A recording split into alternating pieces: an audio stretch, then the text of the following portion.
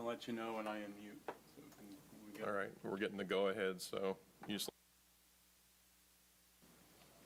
You can get the purple man. Or, you can get the purple shirt. I didn't get that memo. Yeah, I guess, well, All right. okay. Good afternoon, everyone. We'll call to order the Planning Commission meeting for September 21st, 2021.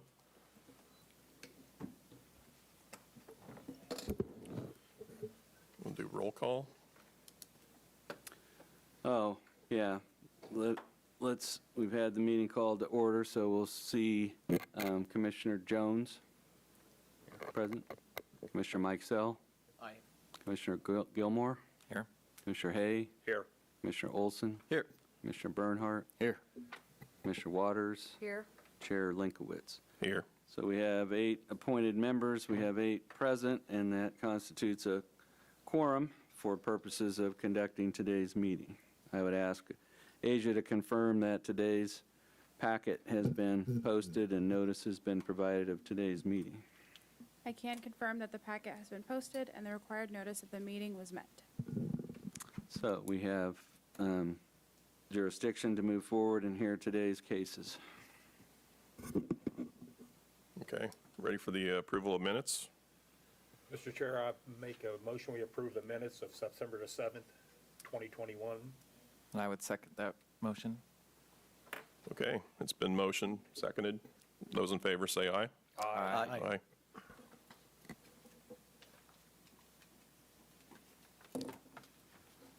So we have for you today, under new business, public hearing items, we have quasi-judicial actions relating to public hearing on 3 items. Those are all related to the same piece of property. We have applications, annexation application 21-3, a rezoning application PDD 21-2, and a preliminary plat application P 21-3. These are all filed by Stan Byquist, the landowner. They are requesting an annexation, a change in zoning district classification from Salina County agricultural to multifamily residential and C1 restricted business. Related to that is approval of a proposed preliminary development plan for an assisted living memory care facility and approval of a preliminary plat on a 34-acre, these are all on a 34-acre tract of land on the east side of South Ohio Street, south of Magnolia Road, and directly west of the Knox sand pit. So I don't, Dustin, you have the ability to put up any maps or drawings? Before we get started, do I need to recuse myself at this point? Yeah, before we would get into any staff reports or this would be the appropriate time to do that. Okay. It's all yours. Thanks. So Seeing it. Chair is going to recuse himself from these items, and we'll turn over the conduct of the meeting to Vice Chair Olson. So just for the benefit of the commission, the property that we're talking about is, this is the city limit line. So you can see that the city limit line goes around and excludes this piece of property. So we're talking about just the portion between the sand pit lake and Ohio Street, and we're going to take these in order. And the first application is a request for annexation of property that's currently outside the city limits. So you can see on the application, the application indicates that it is, we have scratched through the 129.98 acres, and what we are focused on or discussing this afternoon is a 34-acre portion of that 129-acre tract. And so none of the area here or the lake itself or on the backside, none of that is part of this annexation request. And so it's the 34 acres directly to the west of the sand pit. So this area was one time mined by the Knox Sand Company as a sand pit. Property was formerly owned by the Miller family, and as a result of the sand mining operation, there was a 57-acre lake that was left behind. And this property was purchased by Lakeview Estates, or Mr. Byquist through Lakeview Estates in 2001, less 2 tracts in the southwest corner. So again, these 2 tracts right here are not owned by Mr. Byquist, and they're not part of the annexation request. So in 2002, Mr. Byquist met with city and county staff, and they expressed a desire to construct a personal residence on the east side of the Sandpit Lake.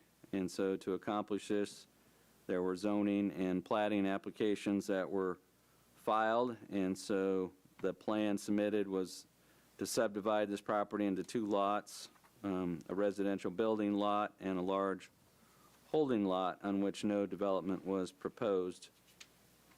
As we discussed, if you have property that's outside but within 3 miles of the city limits and you're platting it under an interlocal agreement with the county, the City Planning Commission must review and approve that plat. So in 2003, the City Planning Commission approved that plat. And the stipulation on the approval was that no further re-subdividing could occur without annexation into the city. So the understanding at the time was this will be platted as a big holding lot, but no additional development could occur without annexation. So the current request is we have Dover Development of St. Louis, Missouri has an agreement to purchase a portion of land west of the Sandpit Lake with plans to develop an assisted living center memory care facility. So where Dustin has his cursor there is that site. Mr. Byquist has filed an application requesting that the entire 34 acres west of the Sandpit be annexed, and that is to allow the property to connect to city utilities and receive full municipal services, not only for the assisted living facility, but for the remainder of the property. And so companion applications have been filed requesting rezoning, preliminary development plan approval, and preliminary plat approval. The city's policy is not to require annexation before any residential or commercial development could connect to city utilities. So I don't know, Dustin, if you could turn on the utilities layer. That would kind of be helpful to just set the stage. But so developing this and hooking up to city utilities without annexing is not an option under city policy. And so for your benefit, the green lines represent sanitary sewer lines, the blue lines represent water lines. The thicker the line, the larger the dimension of that utility line. And so if we look to the north, we have the reserves at Prairie Glen Apartment Complex and Eastview Estates. We have Ohio Street on the west, the Stone Lake Addition on the south, and then the Sandpit Lake on the east side of this property. So as we've looked at this, the property can be served by the city's existing utility system. There was a major water line construction project on Ohio Street that brought water service to this portion of the Ohio Street corridor. That line was put in 2005, and that connected a 16-inch line up at Magnolia Road, ran a line down here, down Schilling, and tied it into an existing line at the Union Pacific rail crossing. And by putting that loop in, that opened up a large area of property for development. But because this property was outside the city limits, it couldn't be assessed for that, so there was a cost recovery fee that was created, and that cost recovery fee is $696 per acre. And so any landowner in that cost recovery area that hooks up to the city system has to pay that cost recovery fee to reimburse the city for the cost of that line, or partially reimburse. And then the other aspect of this is interceptor sewer line that runs right through here next to the sand pit. And that is a line that runs out from the airport industrial area on Centennial Road all the way up to Holmes Road and all the way out to the sewage treatment plant. So that is a bypass sewer line that goes all the way around the south and east edge of the city and collects sewer discharge in a very large area. And then the other aspect of this is in 1999, the city of Salina purchased all the detention storage rights in the sand pit to allow it to serve as a regional stormwater collection area for South Salina. And so there's a drainage impact fee to purchase storage rights in that pond. So Mr. Byquist owns the land, the pond itself, but the city owns the right to store and send water to it. And so there is no impact fee or cost recovery for the sewer line, but there would be a cost recovery fee for water and an impact fee for drainage. The other thing that you are aware of is in 2007, the city, with the assistance of KDOT, went in and widened Ohio Street to 4 lanes between Magnolia and Schilling, and there was also a hike-bike trail added on the east side of that street. And since that was a city project, all of the right-of-way from Schilling to Magnolia was annexed, so you can see that the road itself is in the city limits, but Mr. Byquist's property is not. This is in the Evergy service territory. It's not in any rural water district, so we don't have any district boundaries or franchise issues to deal with. If we look at the surrounding area, the areas to the north were annexed in 1987, the church, and then the remainder in 1999, and then the Stone Lake area to the south was annexed in 2010. So that leaves this isolated area that is still outside the city limits. As far as emergency services, this is in the response area for Station 3 on Belmont, and it's contiguous to areas that are already served by emergency services. So the benefits, the costs to the applicant would be, upon annexation, this would be subject to city mill levy, so the city would collect property tax from the development that would occur here. On the flip side, the owners would benefit from having access to city water and sewer and enhanced police and fire protection and reduce fire insurance premiums because of that protection. So this is shown as an urban residential area in 2010. When the comprehensive plan was adopted, the Planning Commission made a conscious decision to show this as future urban residential. And what urban residential means, most of the surrounding area like Stone Lake and Eastview is suburban residential, which is a lower density, but the Planning Commission envisioned this as an area where a greater density of residential development should be encouraged. And so we are not involved in leapfrog or scattered development here. The infrastructure is in place. It's not requiring any new extensions or putting any pressure on the city's infrastructure system. The city's well set up to serve this property. So as it relates to the annexation, you could recommend that this 34-acre tract of land be annexed in order to be able to connect the proposed development to the city's water and sanitary sewer system. You could postpone making a recommendation to allow additional information to be provided by staff or the applicant, or you could recommend that this property not be annexed at this time. As we look at this, the property is bordered by the city on three sides, and we would recommend that the Planning Commission approve the applicant's petition for voluntary annexation to allow connection to the city's utility systems.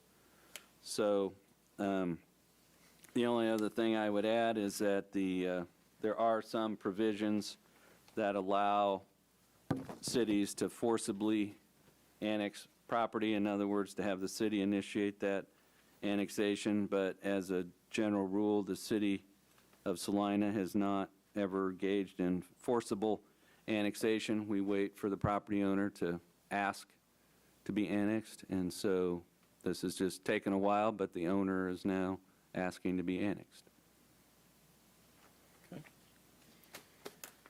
Any questions for staff? Is there any positive or negative effects of the two properties right there that, well, I guess, still be considered county? Well, the primary negative effect that I could see would be that if those properties were annexed, they wouldn't be able to have their fireworks stands there anymore because the city wouldn't allow a fireworks stand to be there, but the county will.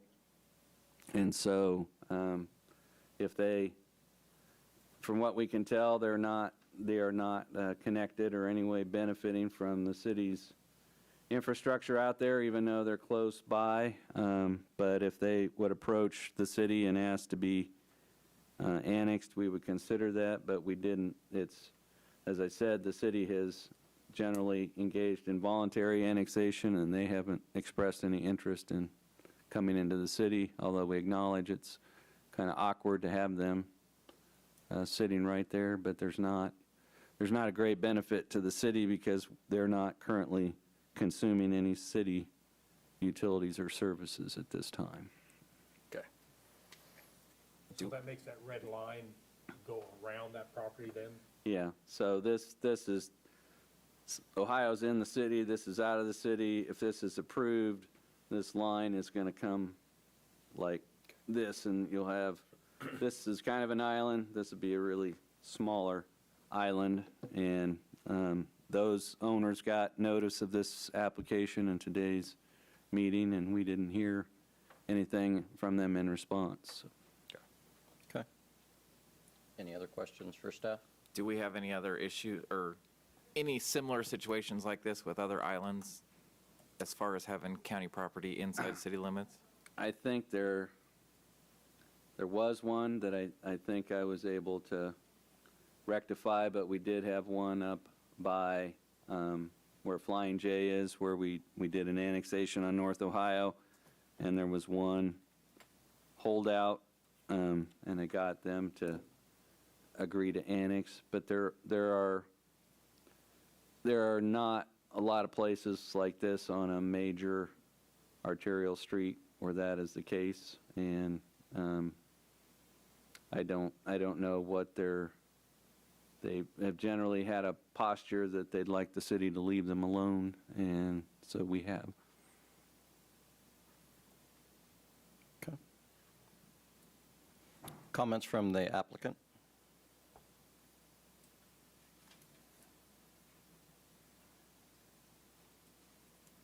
Do you have any questions of us? Not unless you have any comments. Okay. All right.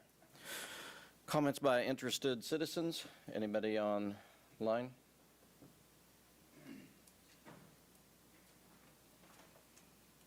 Does not appear anyone on Zoom wishes to speak at the moment. So we'll take it to discussion, commissioners. I mean, I think that this one's pretty open and shut. I mean, it makes sense to annex into it. I agree the other two aren't, but that's not part of what this is, so that becomes the city's decision a little bit later if they want to try to move them into it. But I think this is something that should move forward. Well, I'll make a motion that the Planning Commission recommend that 34-acre tract of land be annexed into the city limits in order to be able to connect the proposed development to the city's water and sanitary sewer system.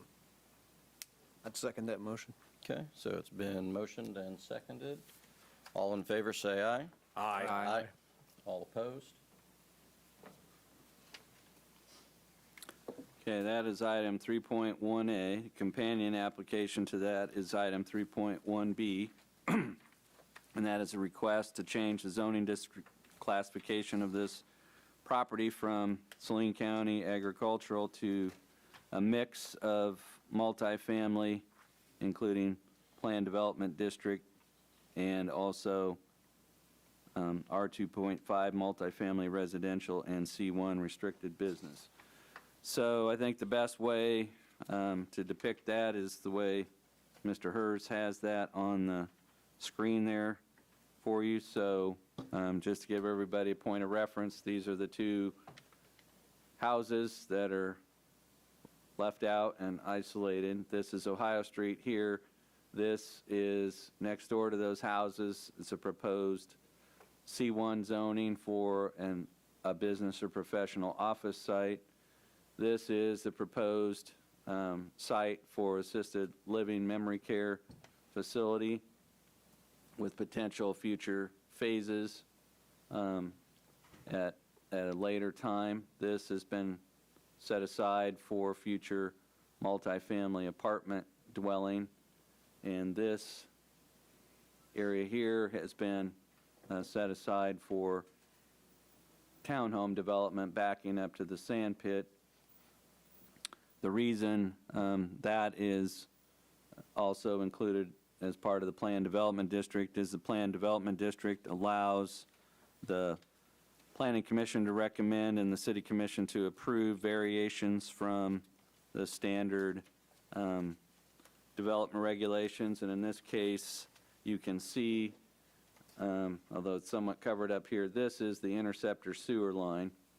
And so to give additional space to get the townhome footprints there and not have conflicts with that, the applicant is requesting a reduction in the front setback for those lots to allow townhome units to be set back 20 feet instead of 25 feet.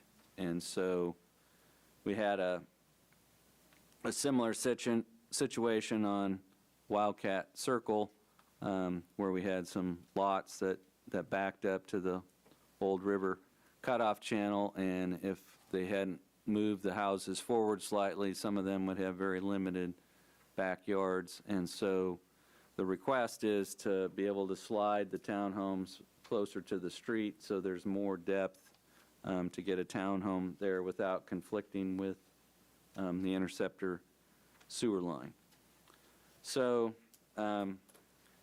just to clarify, as being outside the city limits, this has county zoning. So now that you've recommended that this property be brought into the city has zoning jurisdiction over the property. And as we pointed out, with the urban residential designation given to this in 2010 on the comprehensive plan, the plan put forward is a mixed-use subdivision with townhomes, multifamily apartments, assisted living and memory care facility, and commercial offices. All of those uses are allowed and encouraged in the urban residential land use category. And so to carry out that vision, the application that you see depicted on the screen has been filed. As we noted, the time of filing, the property is contiguous to but outside the city limits, and you've recommended that this be brought into the city limits. And so this is a mixed request for planned development district zoning and straight zoning. And just for those who are new to the commission, the PDD review process allows the planning commission and city commission to create a customized zoning district for a proposed development, including limitations on and the addition of permitted uses, as well as it gives you the ability to modify lot size, setback, lot coverage, height, and other bulk and density limitations. The flip side of that is that submittal by a developer and approval by the Planning Commission of a site development plan represents a firm commitment that actual development will follow the approved site development plan. So staff sometimes refers to planned development districts as what you see is what you get zoning. So the plan that is presented to you, reviewed, and approved is what actually gets built on the site. And so the specific plan that we'll be going into in more detail is for a 70,000 square foot assisted living memory care facility. It would have 58 assisted living and 22 memory care apartments, as well as requesting the appropriate zoning for the site. The site development plan has been submitted by Dover Development, the prospective purchaser and developer of the assisted living facility. That facility would be 1 story in height, would face Ohio Street. So we provided for you a summary of the development limitations in those various districts.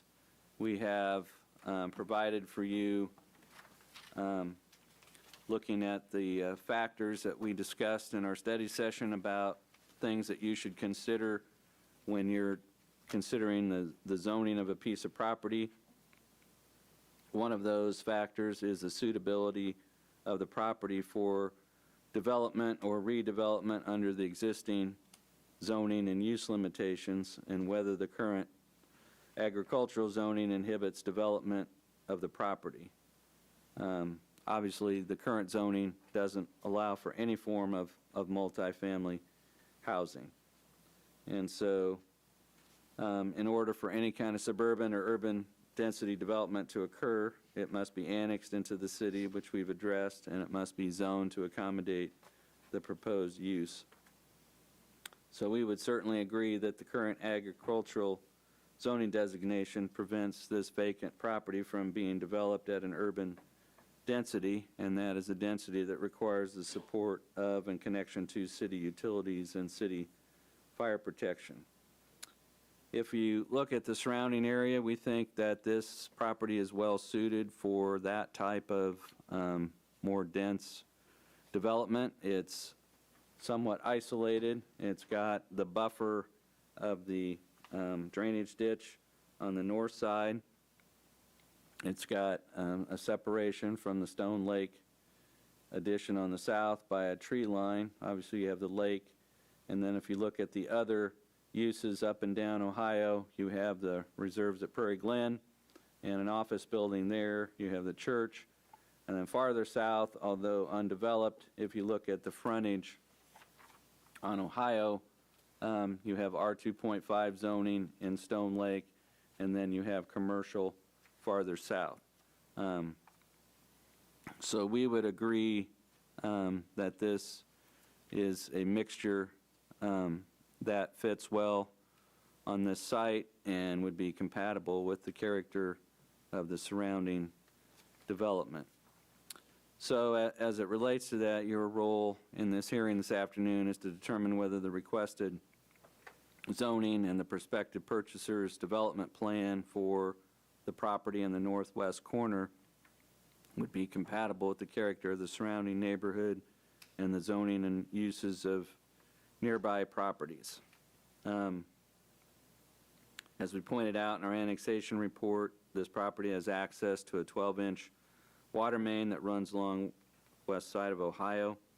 Water for domestic and fire protection will need to be extended into the property from Ohio Street. There's the sanitary sewer interceptor line in place, and the developer will be responsible for extending sanitary sewer service lines to serve individual lots. And there's a place to send stormwater runoff already built in. So we're in a fully developed area of the city, and we have utilities that have sufficient capacity to serve the proposed development. We have police and fire protection already being provided, so we don't see this as a development that would have a strain on city services or city utilities. We just wanted to point out on the traffic side of things, that we've done some calculations based on the various land uses, and as we look at South Ohio being an arterial street, it currently carries a little over 10,000 vehicles per day between Magnolia and Schilling. In a full build-out of this development, there would be 1,133 vehicles per day using Anchor Drive going in and out of this subdivision. So as it relates to the comprehensive plan, we pointed out that this is developed or assigned a classification of urban residential, and so the zoning district classification and the uses are consistent with that. So I think that addresses all the criteria for rezoning this property as requested.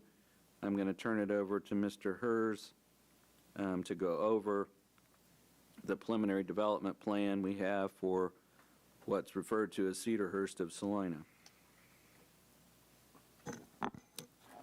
Thank you. So this particular item is going to have two actions. One is the general rezoning of the property in accordance to the zoning districts that Mr. Andrew walked us through and talked about. The other action item is specific review and approval of a planned development district for a Cedarhurst of Salina assisted living and memory care facility, and that's what we're going to walk through here. So the particular property that the planned development district for the assisted living facility is taking place on is Lot 1, Block 1, which I'll show you the plat to give you context. So the proposed subdivision plat, which is the next item, there are 3 lots in Block 1 that would potentially consist of the developer. So the developer has a initial phase, which is Lot 1, and future phases, which are Lot 2 and 3, that may come to fruition at some point in time. And we're talking about Lot 1.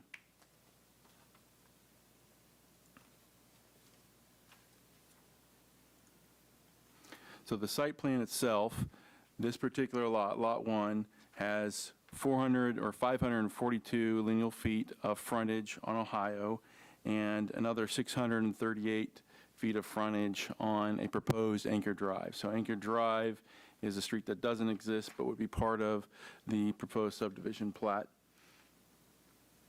Under the R2 zoning, R2.5 zoning, the proposed assisted living, which is a group care facility, would be a permitted use, and the memory care portion would be what we call a nursing home use, which is typically a conditional use permit.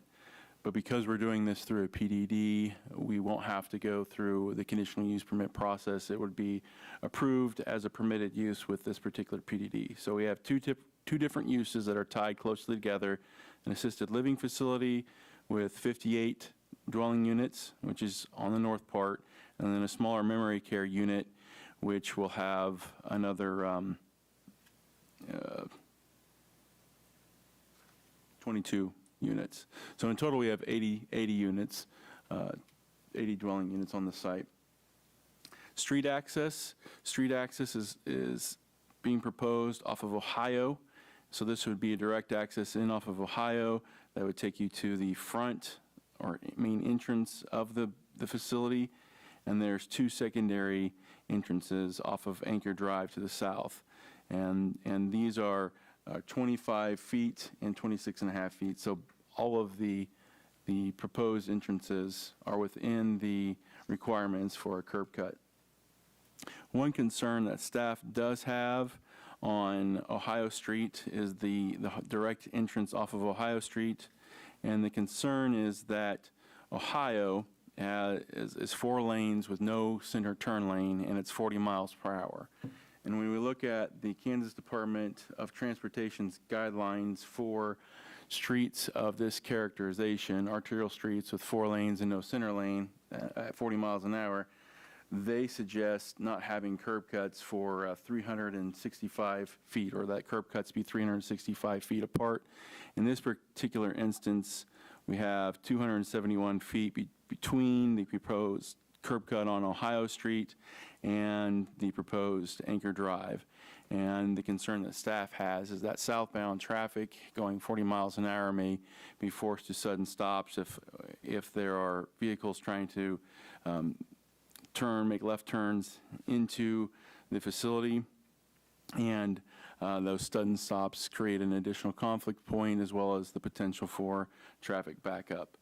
And so having that redundant conflict point seems unnecessary, and so we would ask the applicant to explain and go into further detail as to why that secondary access point directly off of Ohio is required on their part. And they do have an attachment they submitted for your review in the packet, but we'll have them walk you through that and explain it a little bit further. Building orientation, the building is basically 2 squares, but it does have more of a north-south orientation facing Ohio Street, with the main entrance being off or facing Ohio Street with a covered porte-cochere. All of the building setbacks from the front yard off of Ohio and the front yard off of Anchor, as well as the side yard setbacks on the north and on the east, meet the required setbacks, minimum setbacks for the proposed zoning district. When we look at the total site, we're looking at 8 acres, which is 348,630 square feet to be exact. And the building area is a little over 70,000 square feet, which comes out to a lot coverage of about 20%. And then the total paved area is 59,755 square feet, which comes out to 17% of the lot area, which leaves us with almost 63% of green space on the site. So that green space comes to us in the terms of areas between the front yard parking and the streets, as well as some green space in the middle. There's courtyards at the center of the structures for both the assisted living portion and the memory care portion. And there's also green space on the north and east sides of the property. The building design, I'll pull up some elevation drawings here. I'll try to zoom in because the structure is so large, it's hard to pick up the full context. So this is the west elevation, and what you'll see is that there are lap siding fiberboards, as well as some cultured cement siding, or rather cultured stone siding that would create the facade. There is also architectural changes in the roof lines, as well as multiple gables, and the structure itself has inset and outset portions of it to break up the facade because it is a rather massive building. The applicant has submitted a proposal presentation that they'll present to you that has some color renderings, and so you'll get a better feel for what that looks like when they go through those. This is the south frontage, which is one of the more dynamic. And as you can see, it's got a porte-cochere and multiple gables and varied height elevations. And so the materials that we're looking at are primarily the fiber, cement fiber, lap siding, and then the cultured stone veneer combination. And for loading and unloading, the code does not directly require facilities like this to have dedicated loading and unloading areas. However, because this is a planned development district, the Planning Commission does have discretion to talk to the applicant about what they have planned and require that. That's been done in other nursing home, assisted care facilities in other parts of town where the Planning Commission has required that loading and unloading areas for supplies for the kitchen and for the residents is required. Fire protection. In talking to the fire marshal, he would like to see 2 fire hydrants just to to help them in an emergency situation to fight any fires. What they would prefer is a fire hydrant on the west side around this landscaping island here with a dedicated water line for fire protection that connects to the domestic line that will be in Anchor Drive. And that fire line would have to have a public easement of 20 feet. And the other location that they would prefer is on the west side in this landscaping island, and again with a water line that connects there. And I'll try to find we have a drawing. Give me a In the moment. packet, it was right after the large site plan, Dustin. Yeah, I've got to pull it up here.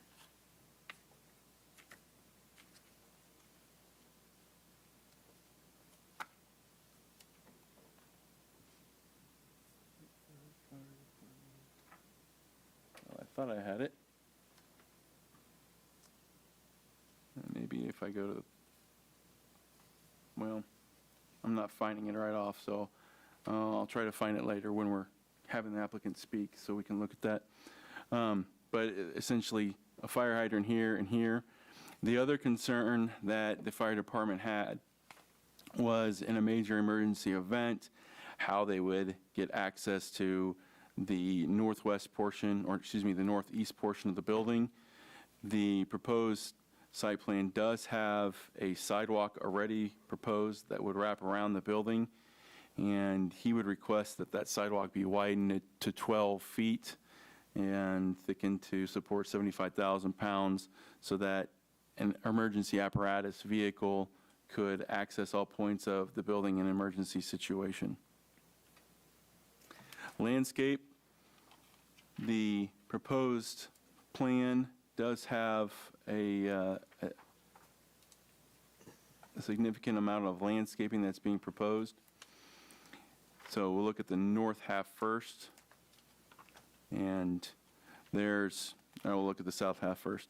So based on the amount of street frontage we have along Ohio as well as Anchor Drive, the site is required to have a little over 16,000 square feet, and what's being proposed is almost 27,000. So they exceed the minimum landscaping requirements in terms of front yard landscaping area. The area that staff has some concerns about is the number of tree units. The city of Salina requires a tree unit for every 500 square feet of required area. In this case, we're looking at 33 total tree units that would be required. And a tree unit is a shade tree or 3 ornamentals. And as we've gone through and counted the tree units along Anchor Drive as well as Ohio, staff has come up with 19.67 tree units, so they're a little over 13 tree units shy, which shouldn't be a difficult thing to correct because you're not talking about major site designs, you're adding trees, but that would be something that staff would request that the applicant talk to us about. And then because we have a site that has more than 50 off-street parking spaces, the code requires that 5% of the total parking area be dedicated towards landscaping islands and peninsulas. And in this particular case, that means that 2,988 square feet of landscaping area within the internal islands, which are like these things here, these green spaces here, be dedicated. Staff ran the calculations and measured almost the 3,500, so they do exceed their minimum amounts of landscaping islands, landscaping that they're required. Signage in the residential district, you're allowed to have 1 ground sign of no more than 32 square feet and 2 additional wall signs of no more than 32 square feet. We have not seen a sign package, but it does appear that there's a ground sign being proposed along Ohio. At least that's how staff is interpreting this shape here. So that would be something that staff would need to review, and that could be reviewed through a sign permit, because a separate sign permit is required in addition to any building permits that would be required if this planned development district is approved. So the site plan review process is that the city staff reviews the plan according to the requested zoning or underlying zoning, and then the planning commission reviews the plan based on the context of the site and the surrounding area, and looking at if it is a quality development for the proposed neighborhood. And then the planning commission, you prepare and transmit to the applicant your findings with respect to the extent to which the site plan complies with parking, signage, landscaping, and policies that the city has, as well as the development standards of the zoning district in which it's located. So staff does have a number of findings or suggested findings that we have on page 17 that we believe the site does meet the design criteria and development standards for a PDD with an R2.5 zoning underlaying it. So the way this particular action or this particular item would be addressed is through two actions. One is the rezoning request, which Mr. Andrew walked us through initially with the staff report.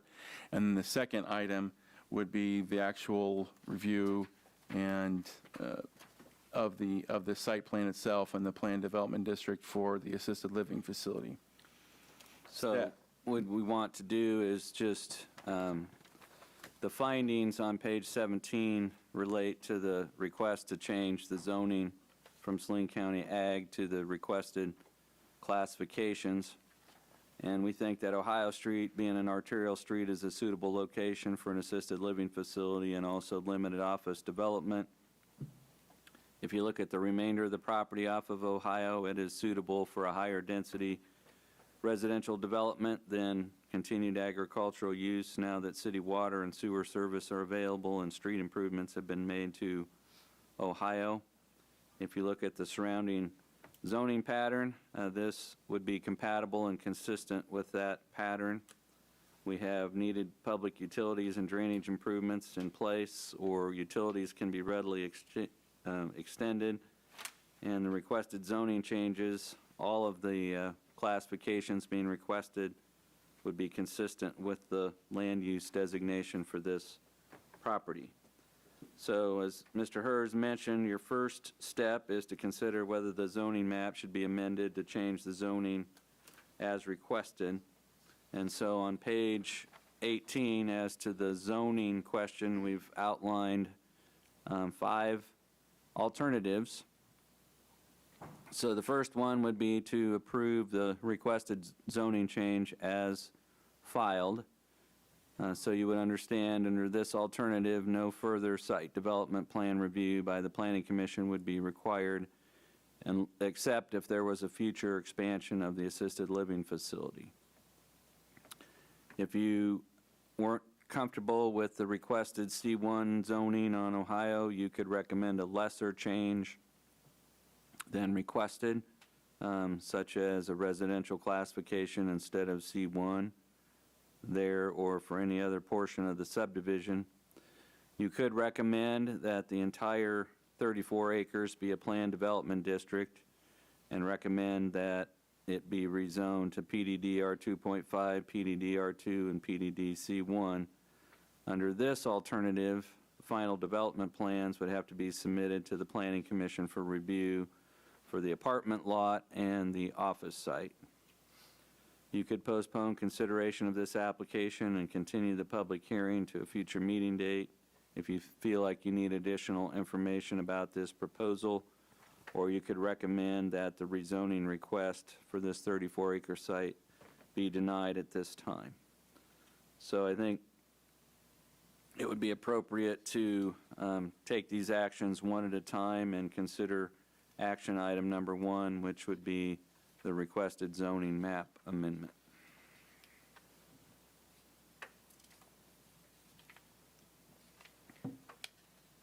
Any questions for staff at this point?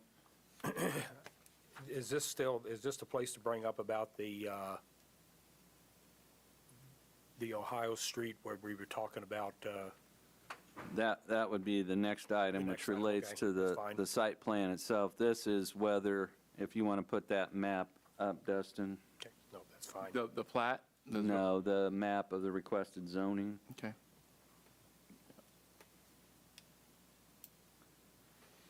So action item 1 would be looking at this request to have these zoning designations on this layout. And so option 1 would be to approve this as shown and as requested. Option 2 would be if you feel that the whole thing should be residential, you could recommend that this be some residential designation instead of C1.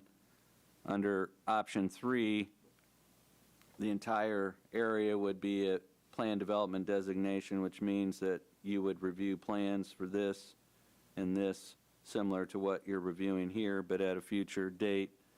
Under option 4, you're saying that you don't feel you've got sufficient information and would like to postpone consideration. Under option 5, you would say that you don't support a zoning change at all at this time. Okay. Yeah. Any follow-up questions for staff? Okay. Questions for the applicant?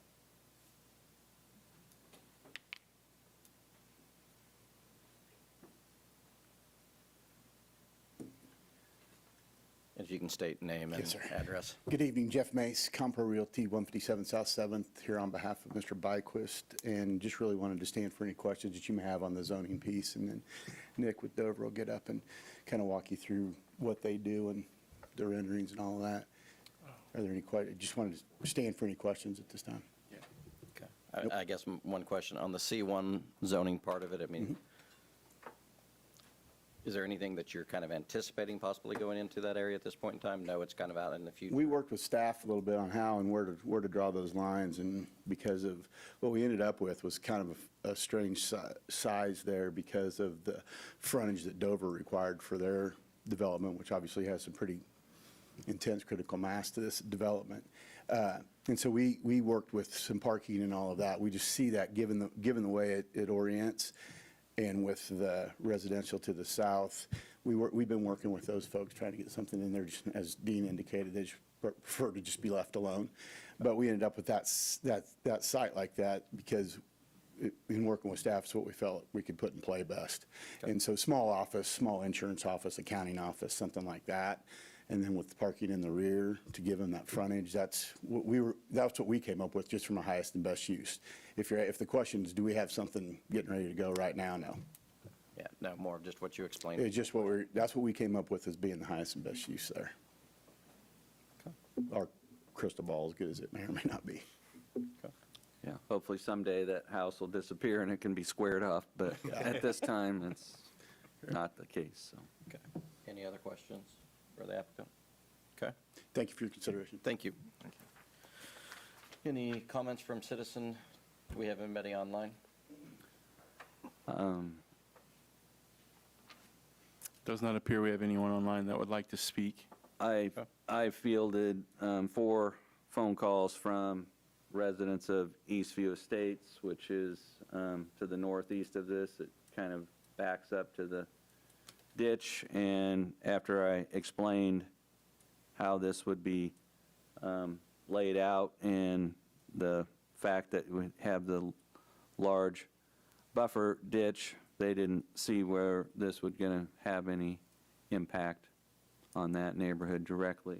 And so one of their questions was what was going to happen here, and I said, well, not much in terms of placing many buildings because it's such a narrow peninsula that's likely going to stay a green space peninsula for some time. But that, once they understood that there was a specific use proposed and that wasn't going to change, they didn't have any further concerns. All right, so we'll close public comment. We'll take it back to discussion of commissioners. Thoughts? Looks like a slam dunk to me. On that, I'd make a motion that we approve the request as submitted. Second. So is that for the The zoning recommendation number 1, right? Recommendation number 1 on page 18, Second. yes. Okay. So we've had a motion and been seconded. All in favor, say aye. Aye. Aye. Those against? Okay. Before we go to action item 2, I'm going to ask Mr. Hurst to allow Mr. Dwyer to give you a little more detail about the specific proposal for the assisted living facility. And if you can state name and address, please. Sure. Nick Dwyer with Dover Development and Cedarhurst Senior Living, 300 Hunter Avenue, St. Louis, Missouri. Do you have like a clicker by chance, or you just want me to tell you when? You can just yell at me and I'll get you taken care of. All right. Well, thank you guys for your time. Just wanted to give a quick overview on Cedarhurst and kind of what we do, and then we can talk access and stuff. Darren Ammon with Bartlett and West, our civil engineer, is going to be on for the next 15, 20 minutes or so, so we'll see if we can get him. But you want to go to the next one? Sure. Or I guess you can go back real quick. Sorry. So that's a rendering of the front of our building. Essentially, Cedarhurst and Dover are owner-operator of assisted living and memory care communities throughout the Midwest, and this is a new design we've been working on over the past year or so with an architect, Vessel Architecture. They sort of specialize in senior housing, and so this is a new design that we're excited about. We're going to implement in Topeka. We're currently under construction on a similar facility, and so Salina will be the second one to benefit from this new sort of upscale design that we're taking a lot of comments and feedback from our staff and residents throughout our portfolio and tried to sort of perfect what was currently working throughout the rest of the country. So you can go to the next one. So like I said, I work with Dover Development, the real estate development arm of the Dover companies. Consist of Cedarhurst Senior Living, the operator, Dover's the developer, and then we also have a in-house construction company, Brahms Construction, that builds our facilities. A lot of the facilities consist of assisted living and memory care, like the one you're seeing today, full service, person-centered care. We currently care for over 4,000 seniors throughout the country across 54 communities that we've either built and own or managed for third-party owners.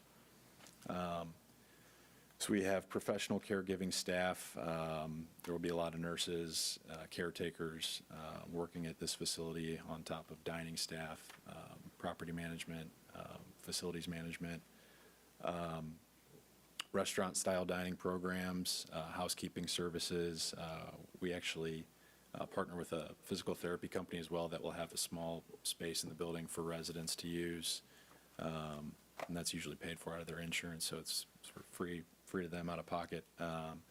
And so the portion that you saw on the north side of the project is the assisted living, and that'll be 52 apartments, house about 60 residents with some double occupied units for couples. And then the smaller portion on the south was the secure memory care unit. And so that's for folks that suffer from Alzheimer's and dementia. And that's just more of a secure part of the building with some specialized staff that have training for folks who suffer from those diseases. So just kind of an overview of the building design, 52 assisted living apartments, 22 memory care, like I mentioned. It's a one-story building that residents really seem to like. Obviously, there's not any stairs or elevators for them to navigate, and it's allows for all the units to have private porches, so they all kind of have their own personal outdoor space, as well as a couple interior courtyards that you saw with some walking paths, some green space for them to access. It's, something that the residents really love. Like I mentioned, physical therapy center, there's a movie theater, salon, private porches. And then this new design that we're working on actually has multiple restaurant-style dining options. So the older facilities would have one large restaurant-style dining with menus and servers and whatnot. This will have multiple, so we're trying to kind of mix it up and provide some more options for folks as well. And these are just some more exterior renderings. And then these are some examples of buildings that we've built recently in Missouri and Illinois, and just some interior shots, some common areas, the exterior courtyard in the bottom left, some lounge areas, got shuffleboard table in there, sort of some bar seating. That's an example of a dining room in the top left, and then an apartment, assisted living apartment, top right, and then just some more common area in the bottom left. And so these are some interior renderings of the new design, and just some of those restaurant-style dining options, more upscale style. And so as they mentioned earlier, this is hopefully phase one of many phases. Part of the reason that we're being drawn to Salina is we've done our due diligence on the market. We've had third-party reports that, all the other facilities in town remain fairly full, sometimes even with waiting lists. So we know there's demand for this type of product, and we hope to be the sort of the best product and service provider in town. And so, hopefully a few years down the line, if all is going well and we see that there's still a needed, for this service, then there potentially could be phase two, phase three, either expanded assisted living and memory care, maybe some independent living, some senior townhomes. Once we get sort of our, boots on the ground and have our sales director and executive director online, they usually have a pretty good beat on the market and can tell us what seniors are wanting. And so, hopefully a few years down the line, we can get some feedback and then come back and do some more. And this is just sort of a high level on, what we hope to bring to the community in terms of growth. The facility will employ over 50 folks, local. Annual payroll is about $1.5 million, typically. Just some positions, executive director, sales director, nursing, licensed caretakers, kitchen staff, cooks, maintenance, housekeeping, whatnot. And then construction-wise, it's about approximately $12 million for the construction cost. So hope to use local subcontractors to build the community as well. So happy to answer any questions on the facility itself and sort of how we operate. This kind of ties into the fire question on the northeast corner of the building up there. So how would a medical emergency be handled up in that area? So what we typically see is if we can get emergency services to, two corners of the building, then it's not so hard for them to access that third corner, what you're seeing on the top right. We have done thickened sidewalk in the past, which has worked pretty well.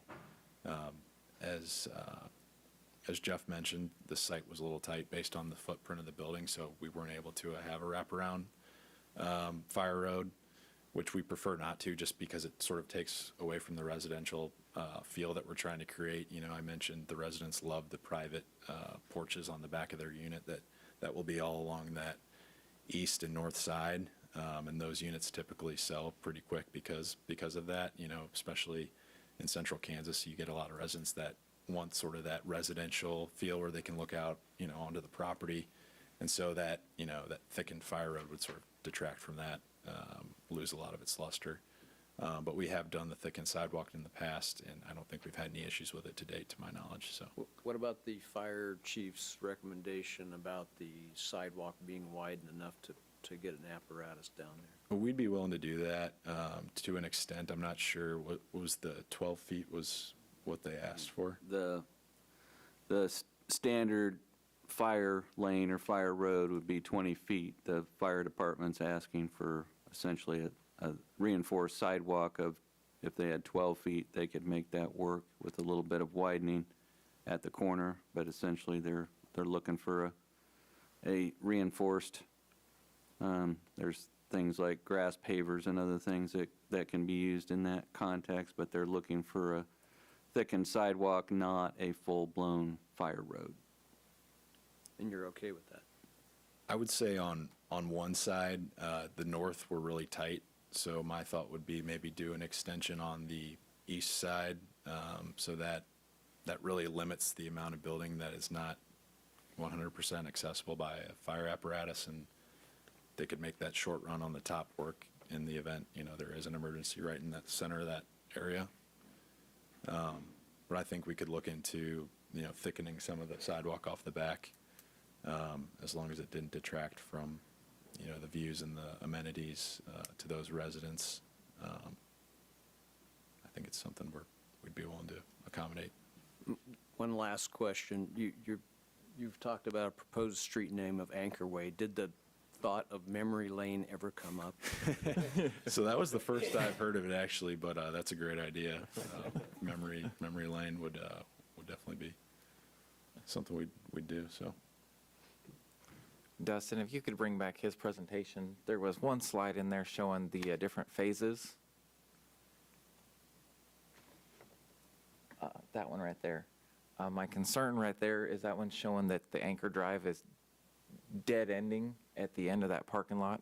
Is Yeah, there so any that's- concern as far as fire truck access and stuff if this is all that's done in phase one? That's my fault. That's just an older version of the site. The plan is, in the first phase, to only bring Anchor Lane in as far as that second driveway. So the first phase, the street would be built to there and end, and then that's a short enough length that it doesn't require a full fire apparatus turnaround, so they would utilize that parking lot there for that purpose, and then phase two would be to take that on around. Okay. And so we'll get into that a little more in the companion item, the plat, but that is the plan, to only bring in Anchor Drive as far as that second access point and terminate it there until there is additional development to the east of that.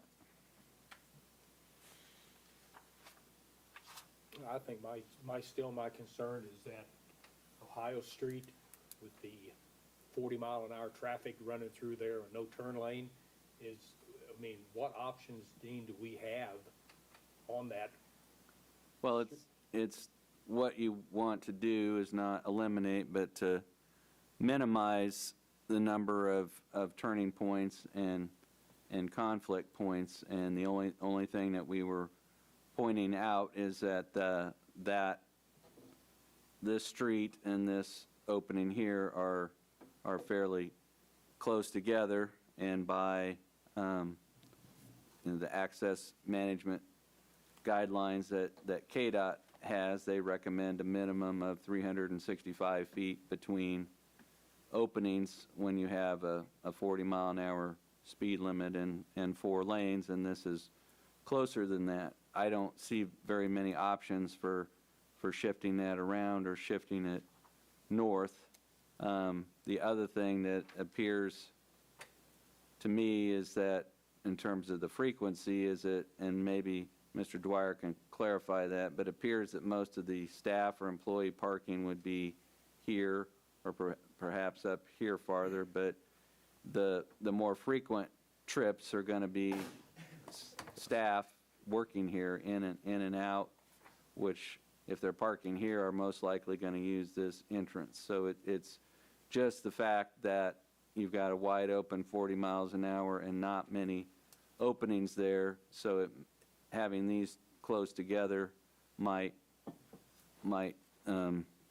it doesn't give you a lot of reaction time because people view that left lane as kind of a through lane, not a turn lane. But it's not the fact that it's there, it's just the proximity of that to Anchor Lane. And so we were looking for some additional information about the importance of that to the overall function and design, and it doesn't appear to us that you can really shift it north or away from the street and have a workable design. Obviously, it's designed to go right up to the front of the front entrance in the porte cochere, so that's the driving design factor. But we simply wanted to point out to you just that the distance between the two is 270 feet. With the additional development on Ohio along there too, what are the chances that speed limit reduce in the future? Well, the thing about that is that in Stone Lake, which is far to the south, there weren't any driveways or driveway openings that the Planning Commission approved. So the only thing you're going to have farther south is there'll be one additional street coming out of Stone Lake and one shared driveway for the commercial. But your you're not going to see, particularly along the east side, you're not going to see a lot of individual curb cuts or driveways. So all these home sites or apartment sites or duplex sites, they're all going to be accessed from here and not have individual. So you'll have this opening here, there'll be one down here. But it's just that the openings that are there are very spread out, and these two are relatively close together, so we just My wanted to concern point is that as out. they're developing, building all these houses, you know, you figure 5 o'clock, you're going to have a lot more traffic southbound on Ohio trying to turn left into these developments. I don't think that it would go to 30, but it's entirely possible as that fills in and there's more cars feeding into that section from Stone Lake or from this development, that the speed limit could get reduced to 35, like Belmont or Magnolia, but I don't think it would go down to 30.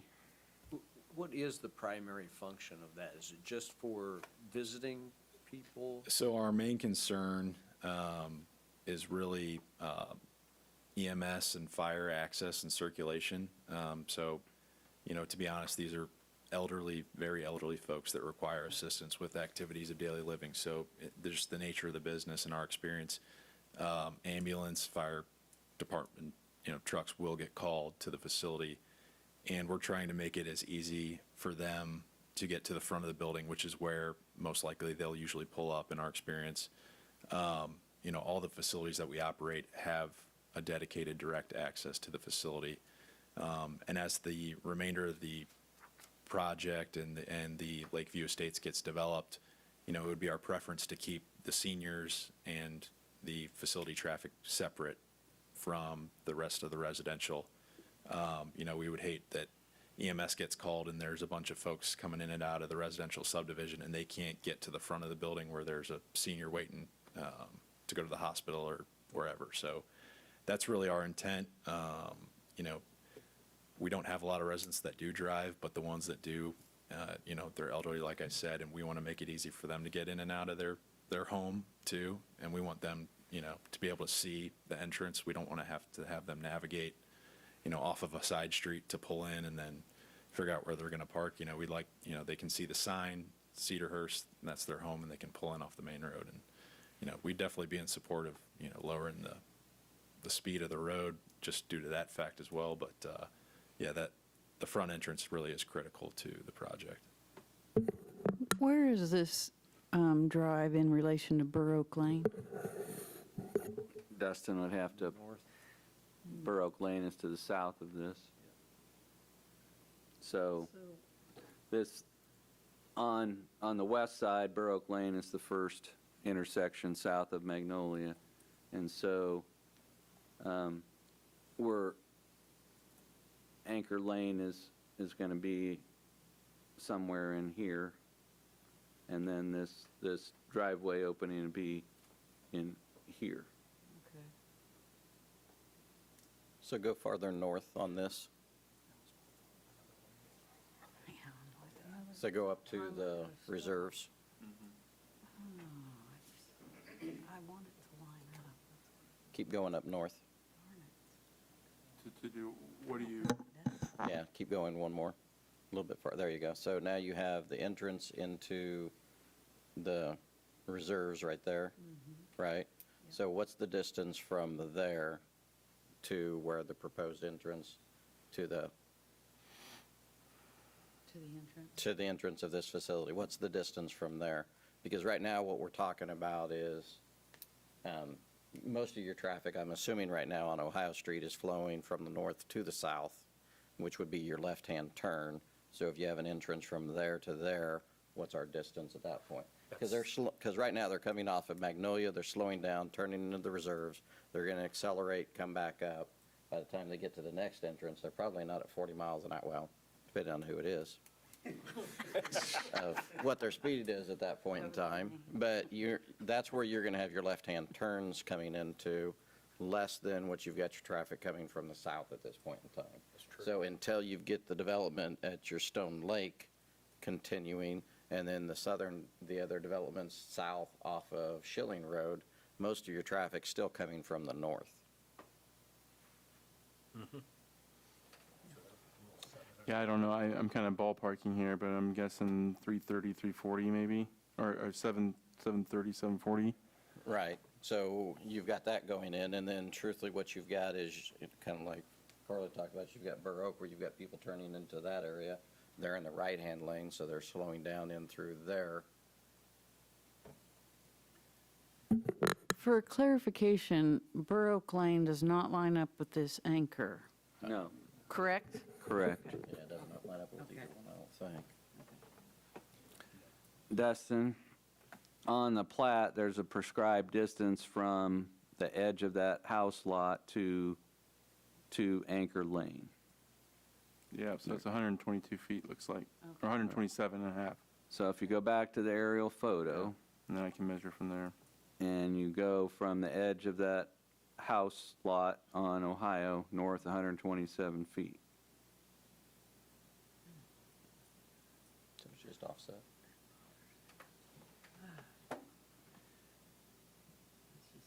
I don't know if you could line them up, though, just Yeah. based on the fact that the house is still, You're right. Right.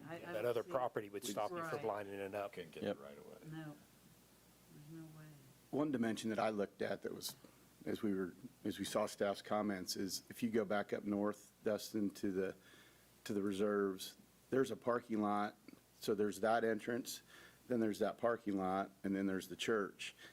And you've got an entrance going into the church there, then the park, then to Prairie Glen, that's 300 foot, and we're not having the total chaos. We're talking about 30 feet difference.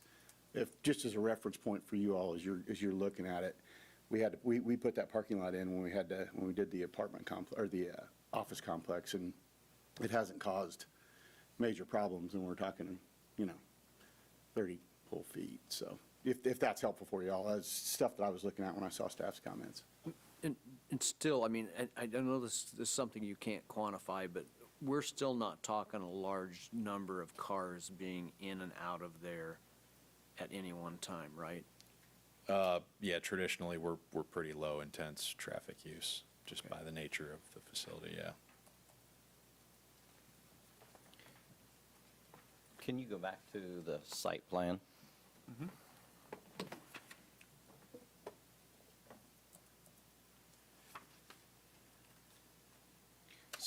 And then kind of zoom out of it just a tad bit.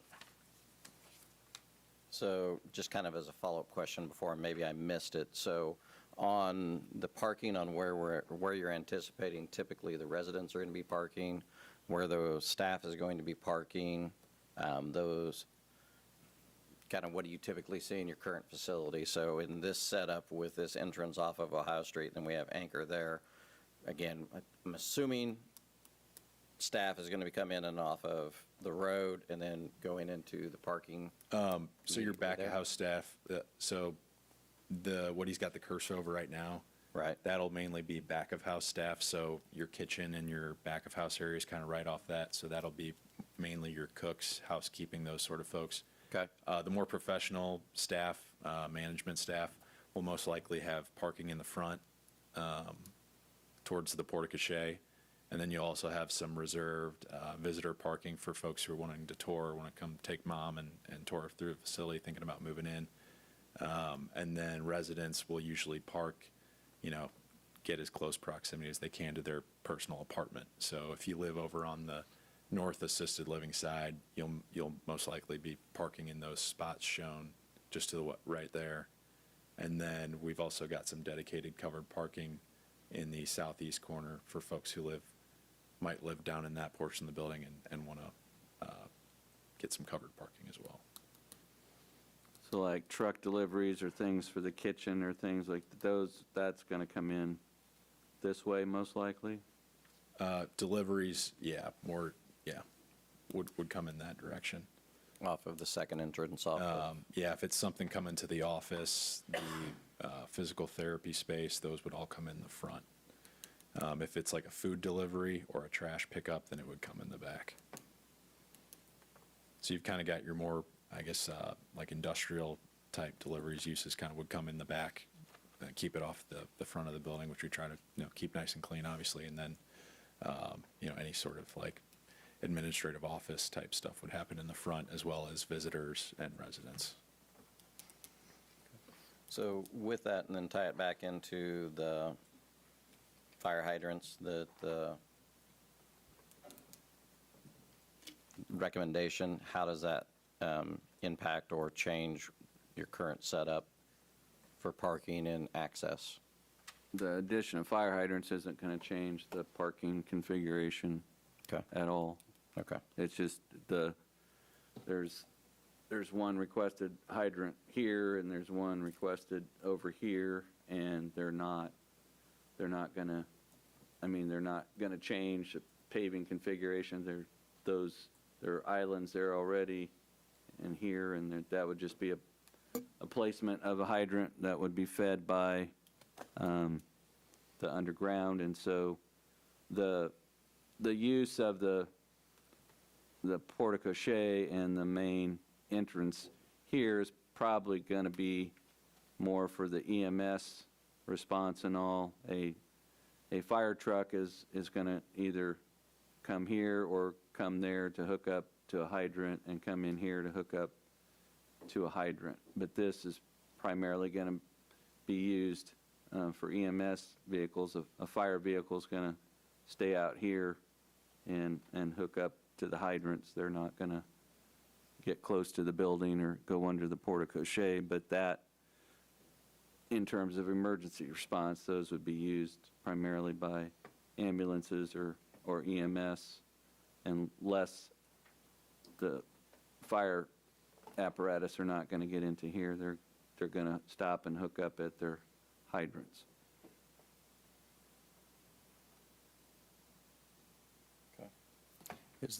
Quick question, is the delivery area in the back, is that big enough to, accommodate large trucks and semis to turn around, or is that something they're going to have to back out of? Darren, are you still on? Looks like he is. Still there, Dustin? Looks like he's talking, but he may be muted. He's unmuted, so we should be able to hear him.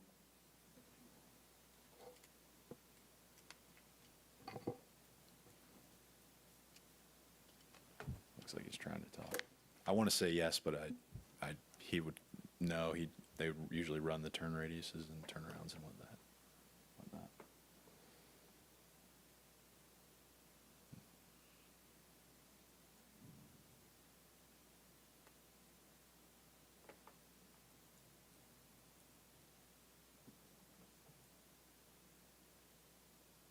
Has he showed that he's muted? Yeah, it shows him as being unmuted. Will it show that if he's muted on his end? So I'm talking. Yep.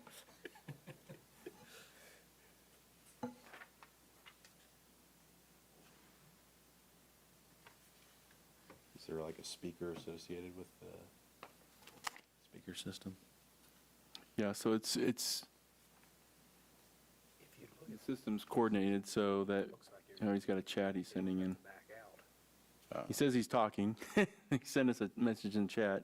So perhaps what we've done in the past when we've come across this issue is if he wants to send us some chat text, I can read it to the room, and we can at least communicate that way, even though it's not quite as ideal. You try calling him on his cell phone. Yeah. He says, do you want me to call Nick? So I think if you can hear us there, Nick's trying to call you. Oh, no, I'm not. He can go ahead and call me. Or you can call him. That's fine.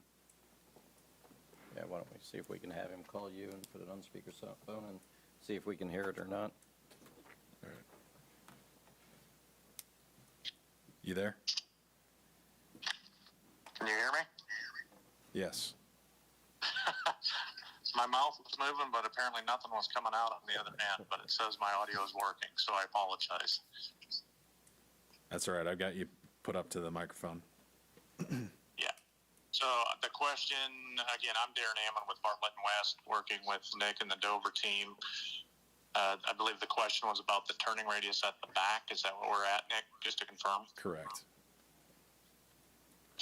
Yeah, I mean, most of that back there is really, for the truck and the trash to be able to get in, and it's set up in a T configuration, so they can pull forward and then back up and then remove. It's not a full turnaround, but more of a T maneuver, similar to the end of Anchor Drive for the fire truck.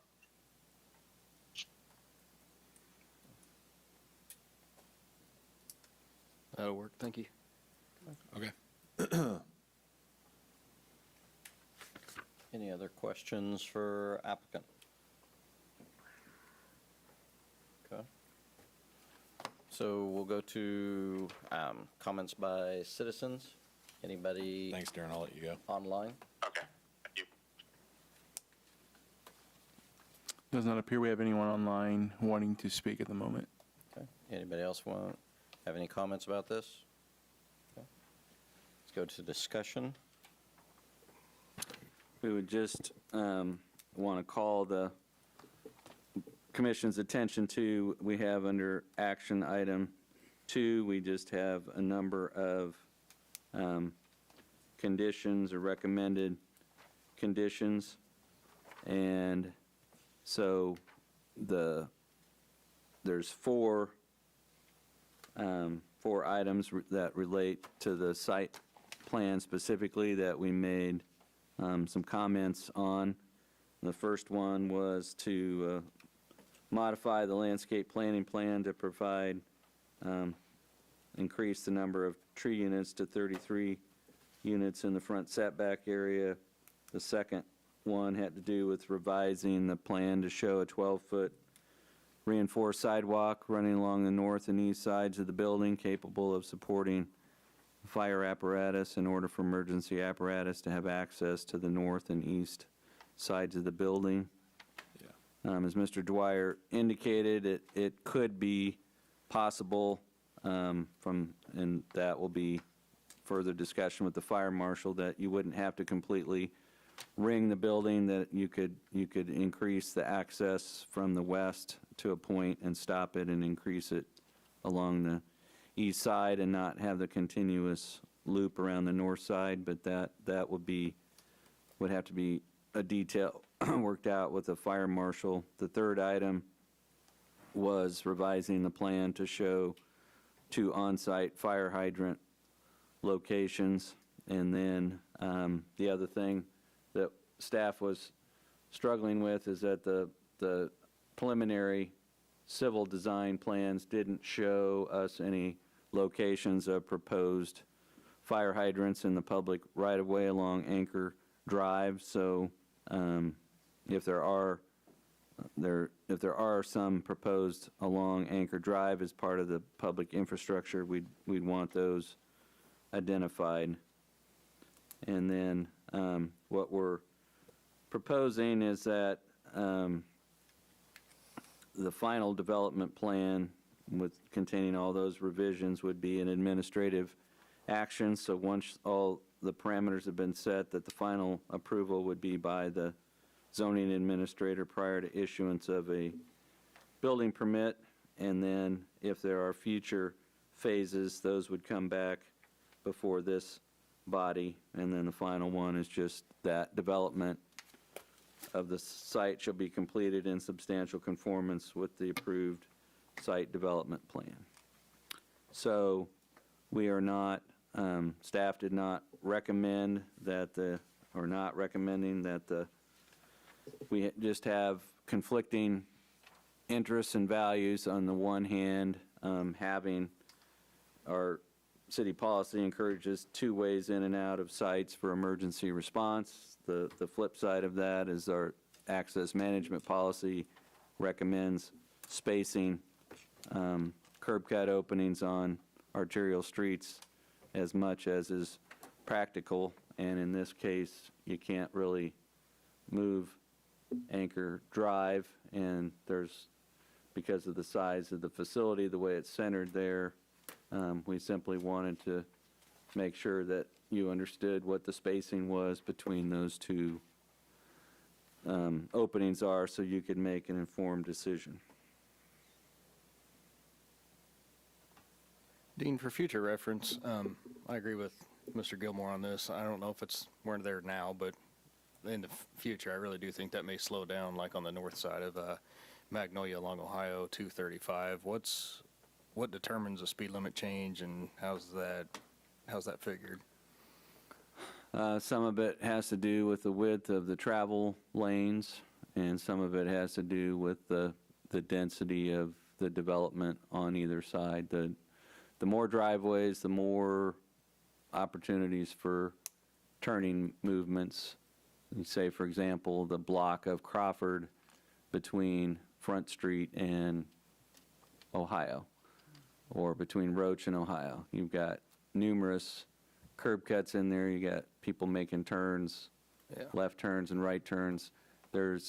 So you're going to post the speed limit according to the number of conflict points or turning points. So the more turning points there are, and so as it fills in, as there's more turning points, as there's more cars turning in and turning out, that's going to influence that. Obviously, if Stone Lake fully builds out, if there's development on Mr. Byquist's property on the west side of Ohio, north of Schilling Road, as those things fill in, then the speed limit's going to be looked at, because the more turning points and more conflict points you have, then you're going to lower the speed limit accordingly. But it's going to be lane width, and it's going to be the congestion number of points where you have people making turns. Is that city engineering, I assume? Yes, that would be them, but that's why you see the variations between 30, 35, and 40. Okay, gotcha. Thank you. Any follow-up questions? Discussion?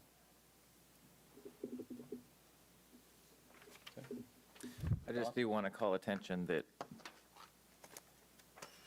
the plan that we actually have in the packet is different than what Dustin's showing.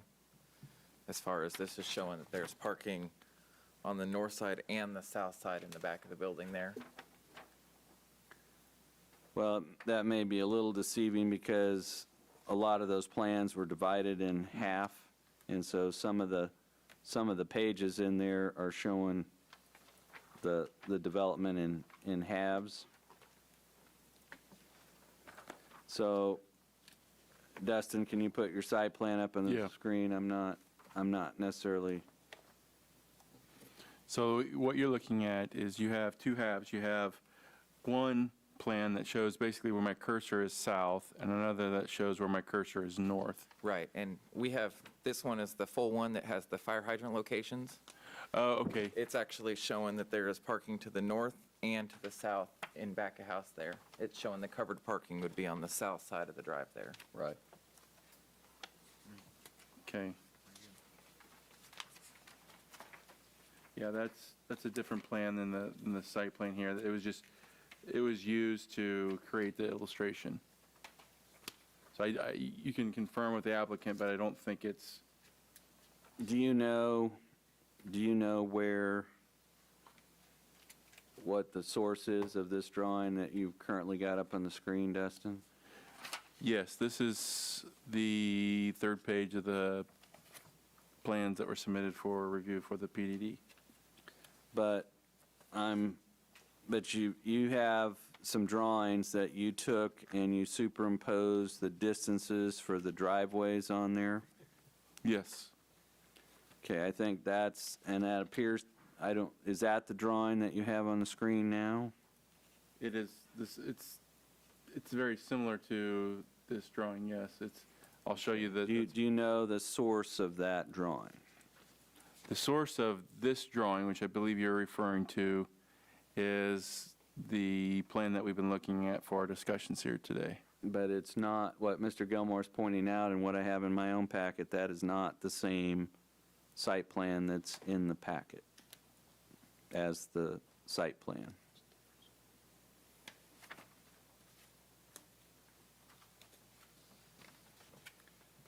Because the site plan that's in the packet has the covered parking stalls on the south side of that. Yeah, I'm wondering if that site plan is from our building permit application that's under review. Where do you intend covered stalls to be, on the north or the south?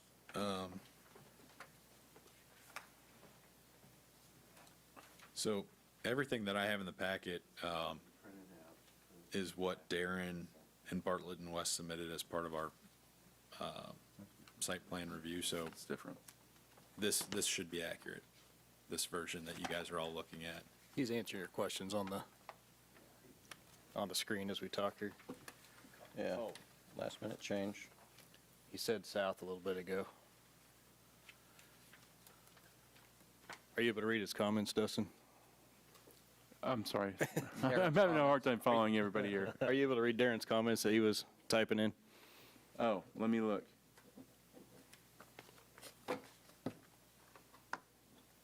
Same number of stalls. Same number of stalls, just shifted north to south. Yeah, so this is the accurate, most up-to-date that Yeah. you have in the packet. Thank you. Yeah, same number of stalls, just shifted to north to south.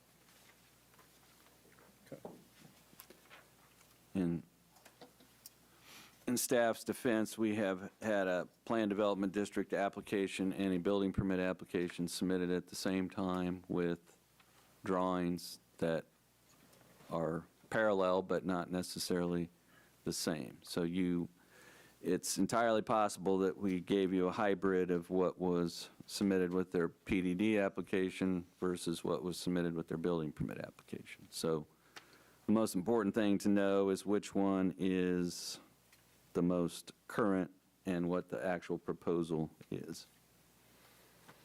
Okay. And so maybe I missed that.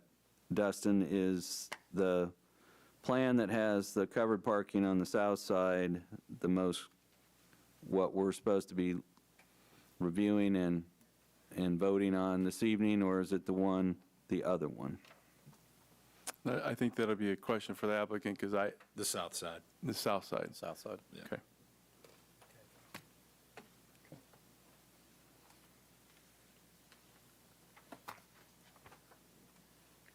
All right, so comments, discussion? Do we have a motion? All right, on action item number 2, I would make a motion that we approve the application with the 7 items that the staff has outlined. And that's on page 18 and 19. Page 18 and 19, that's correct, yes. Second. Okay, so we have a motion, and it's been seconded. I All would, in- I would offer a friendly amendment that we would Okay. change 3B to the 12-foot sidewalk along the east side of the building. To Well, one of the eliminate things north that- side and just the east side?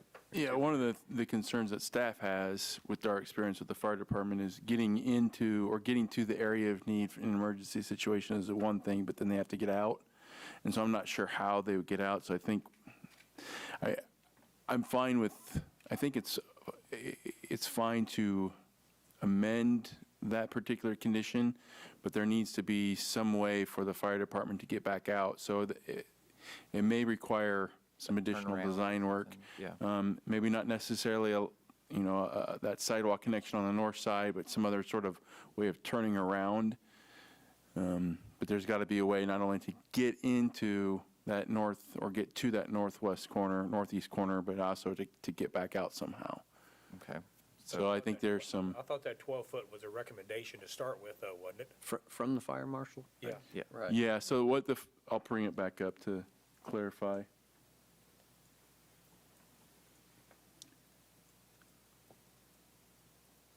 So what the fire marshal is recommending is they need to get within 150 feet of all points of the building, because that's all the further our lines will actually extend, our fire lines off of our trucks. And so they can't actually get to the northwest corner of the building unless there's some sort of secondary fire road. And that fire road needs to be wide enough and thick enough, strong enough, if you will, to support 75,000 pounds, because that's what their emergency apparatus can weigh up to. And so his suggestion was, in lieu of putting a second or a fire lane, or a secondary driveway all the way across, just widening the sidewalk to 12 feet and thickening it so that they can get all the way around the building. Now, if Dover Development is opposed to thickening the north sidewalk, then they will need to work with the fire marshal to come up with a secondary plan that allows them to get access to the northwest corner and back out somehow without just backing down the length, because that won't work with those large vehicles. I'm sorry, now I just need to clarify this. Sure. A little bit. So the fire marshal recommended doing it on the north side only, but you went. North and east, all the way around. North and east. Yeah, because they have to get around the building. Okay, I'm sorry, I didn't. Sure. I thought his recommendation was just for the north. If that's the case, then I think, we got to give them access. So go back up to the top part of that, so where the sidewalk's at, and then we've got how does that impact based on setbacks or anything else? That's my concern, is just it's pretty tight up there already if we start widening that sidewalk. And So if we go with the from existing what's grades. currently shown to a 12-foot sidewalk through there, how does that impact the setback? Well, it won't change the way that the building, or the location of the building is set back.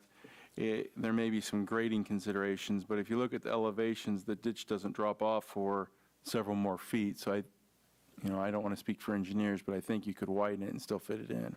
And there's no landscape issues with any trees or anything? Right, so we are not requiring any landscaping on the north side because you have a commercial building and another apartment complex on the north side, and you also have a ditch. So you have a ditch of 150 feet, and then you have multifamily and commercial activities there across that ditch. So there is no landscaping in this area, it's just green space. It looks like Darren shared some comments. Darren's Yep. there. Okay. There is major grading issue on the north. We'll plan to talk to the fire department to bring sidewalk up the east to northwest corner. That'll give them 150 feet to all corners. And that works, but we have to figure out a way to also get the vehicles out, so. Yeah.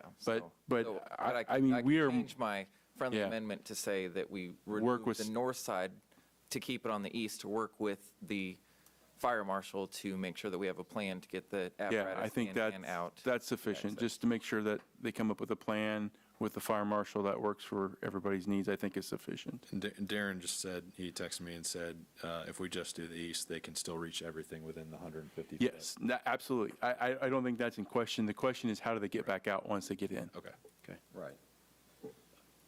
That sounds good to me.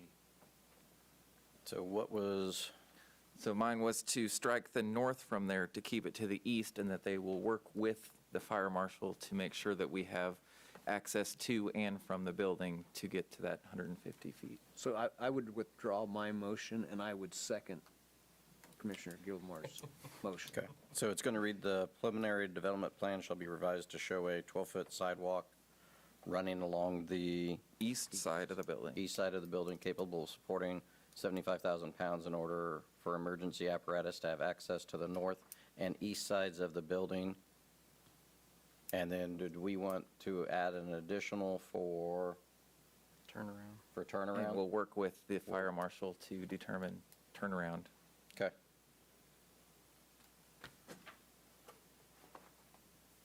Second.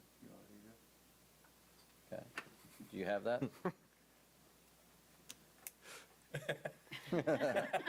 As the confused looks. Asia loves us. Fine, I'll figure it out. Okay, so it's been motioned and seconded. Any amendments before we move forward? All right, all in favor, say aye. Aye. All opposed? Thank you, guys. Thank you. Appreciate it.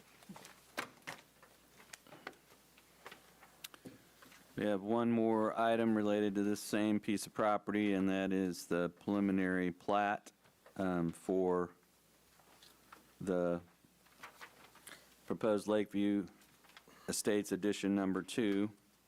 And the layout shows 12 buildable lots and then a 13th lot that would serve as a holding spot for an existing access easement.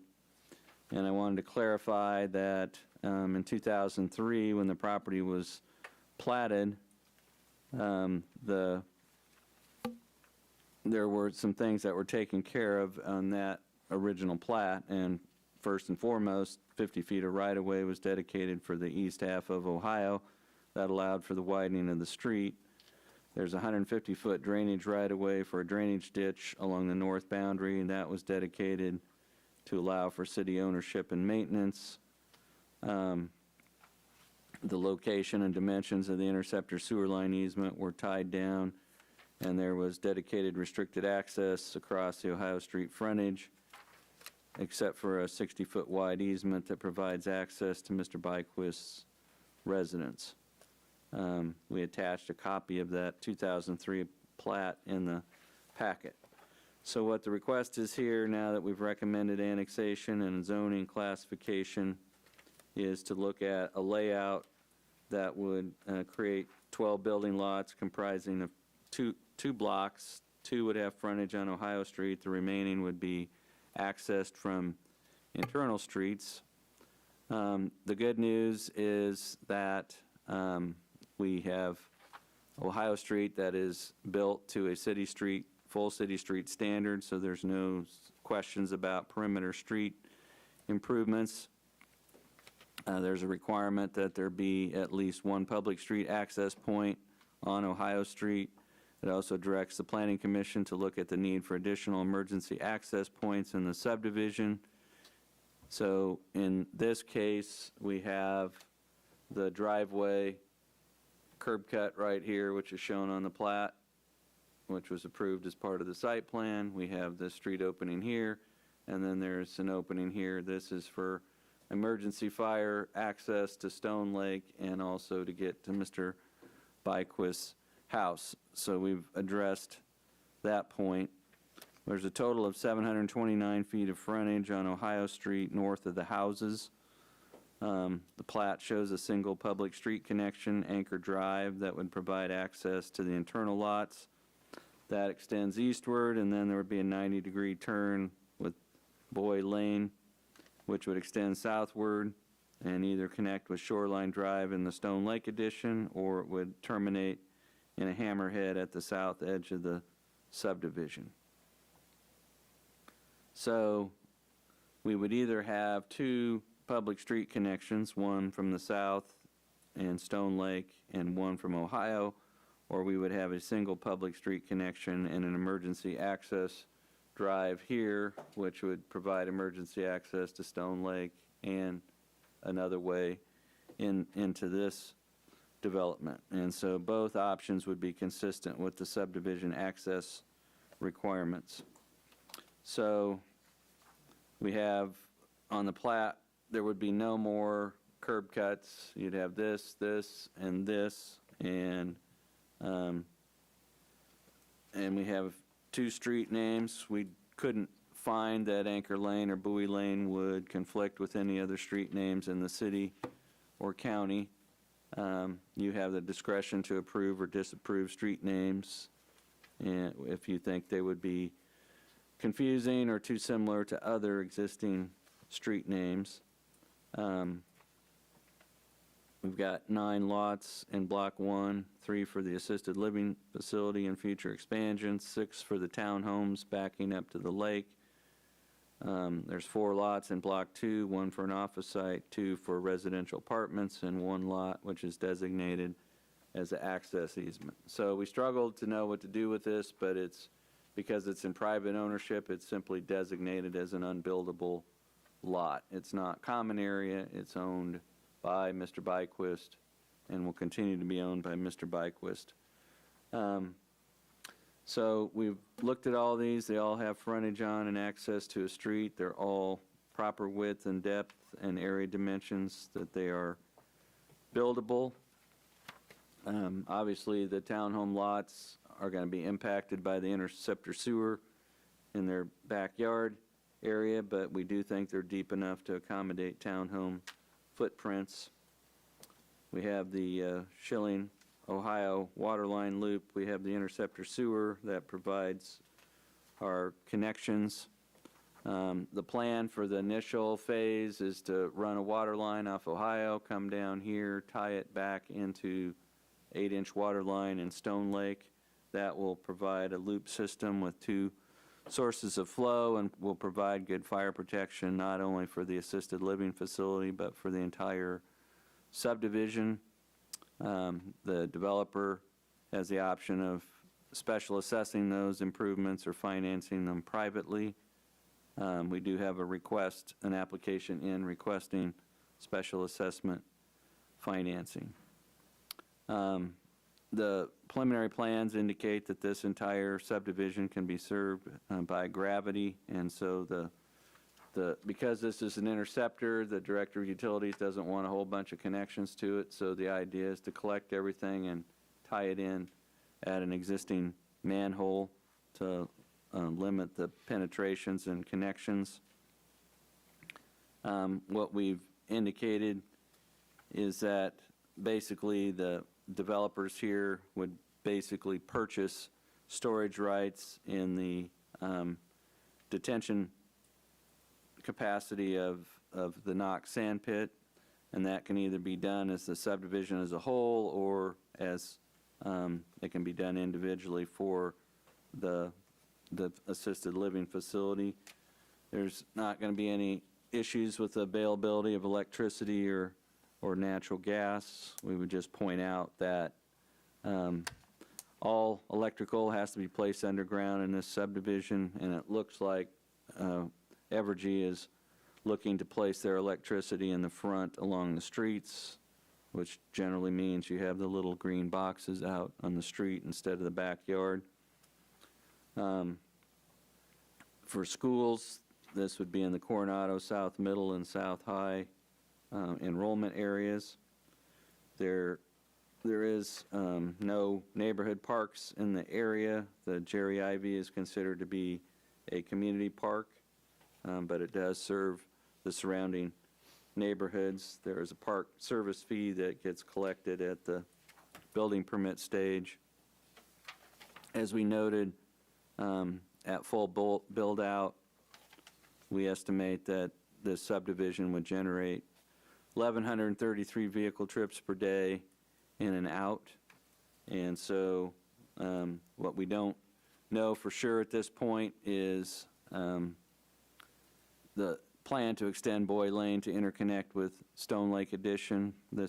We're at the preliminary stage here, so that will be ironed out by the time we get to a preliminary plat. But if there's not any cooperation there, then Boy Lane would essentially come down and would terminate in a hammerhead here for fire apparatus to turn around. And this road is available for going out as well as going in, but there's a road being constructed here that provides emergency fire access in the north side of Stone Lake. So we're looking at public street, public sidewalk, and utility improvements. And then in terms of fees, we have a cost recovery fee for the Ohio water line, a drainage impact fee for the Knox sand pit, and there are neighborhood park fees that get collected when residential building permits are issued. And as I understand the phasing plan, the plan is to bring in the Stubb Street, Anchor Drive, and terminate it there as the first phase, bring the water and do the loop as part of phase 1, get the sewer in and connected to the interceptor as part of phase 1, and then coming back with construction of Anchor Lane and Bowie Lane as phase 2, and then you would finish out the sewer here as part of that phase 2. If special assessment financing is used, we don't see this impacting other properties, and the developer has not submitted any draft set of covenants for the subdivision. It's our understanding that there may be covenants for housing design requirements for the townhome area, but that would need to be clarified by the applicant and whether they plan to do that. So we have provided on page 9 and 10 how we think this preliminary plat ties in with the preliminary plat review criteria that has been adopted, and so we have a complete submittal. We don't see any variations that are being requested. This subdivision is contiguous to the existing city limits and adjacent to existing development. We have adequate public infrastructure, and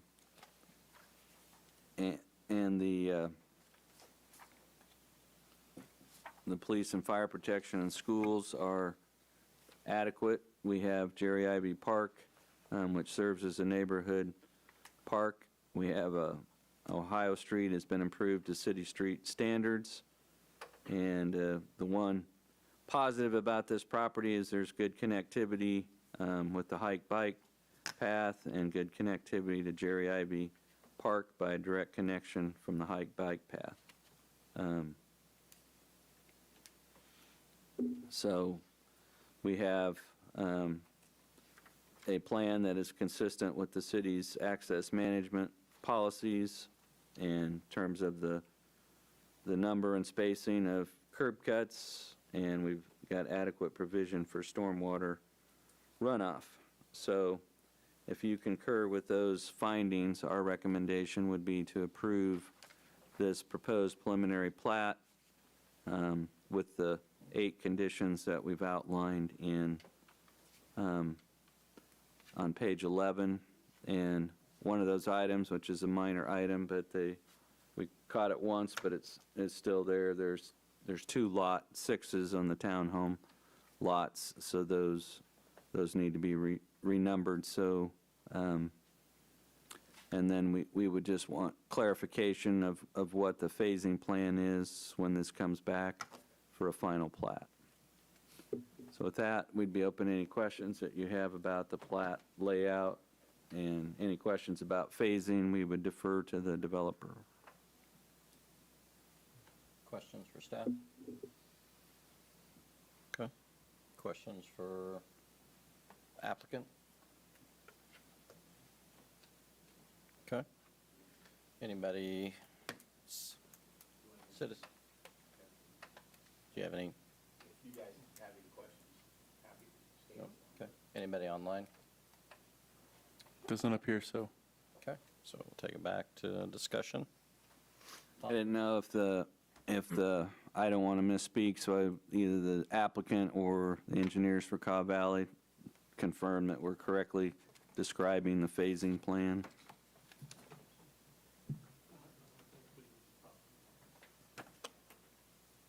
If you want to put that back up there, Dustin. Justin Owens with Call Valley Engineering, 742 Ball Avenue.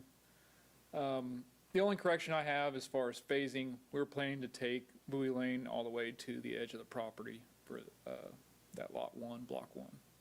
Other than that, everything. So instead of stopping at the driveway, you're taking it to here? Right. Okay. Thank you. All right, thank you. It looks like we make a motion to approve application number P21-3 with the 8 recommendations put out by staff. I second that. Okay, so we've had a motion and seconded. All in favor, say aye. Aye. Aye. All opposed? Okay. Thank you. Thank you. Probably longer than you thought it was going to be. Just for your benefit, this schedule, the annexation and zoning is supposed to go to the city commission on the 11th of October. Well, I think maybe what we need to do is take a, If you want Yeah. to let Mr. Linkowitz know that he's, okay. That clock's wrong, so remember that. Oh, yeah, that's right.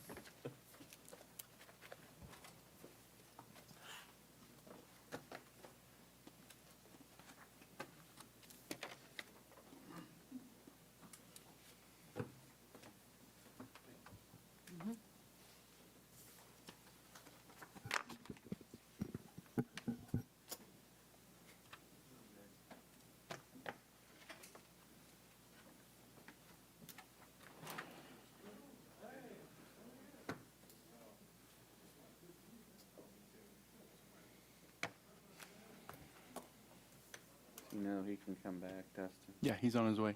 Okay.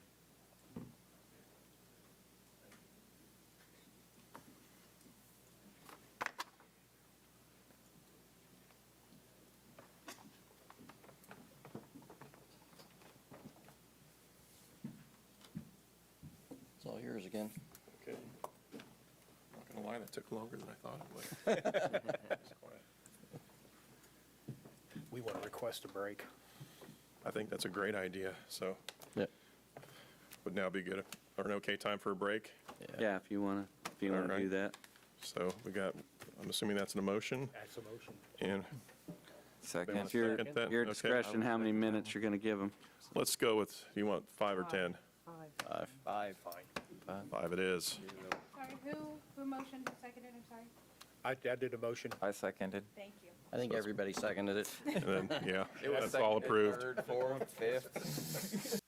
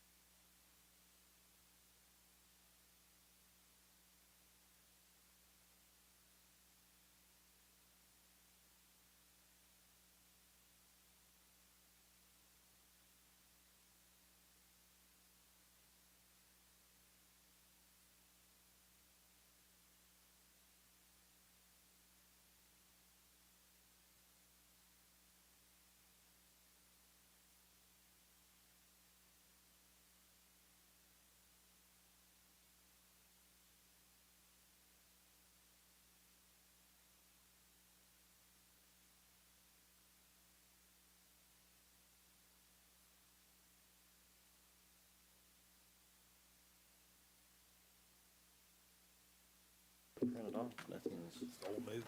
Yeah, We ready to roll? I believe so. Okay.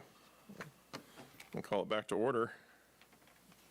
And we have, Our agenda item under administration tonight is a continuation of the preliminary plat approval for the proposed home addition at the northwest corner of South 9th Street and Waterwell Road. And this has been filed by Home Real Estate LLC. And the request is approval of a preliminary plat of a 9.4 acre parcel. And the Home Real Estate has a contract to purchase this property from the current owners, and it's staff's understanding that the Home Automotive Group is proposing to construct a new dealership.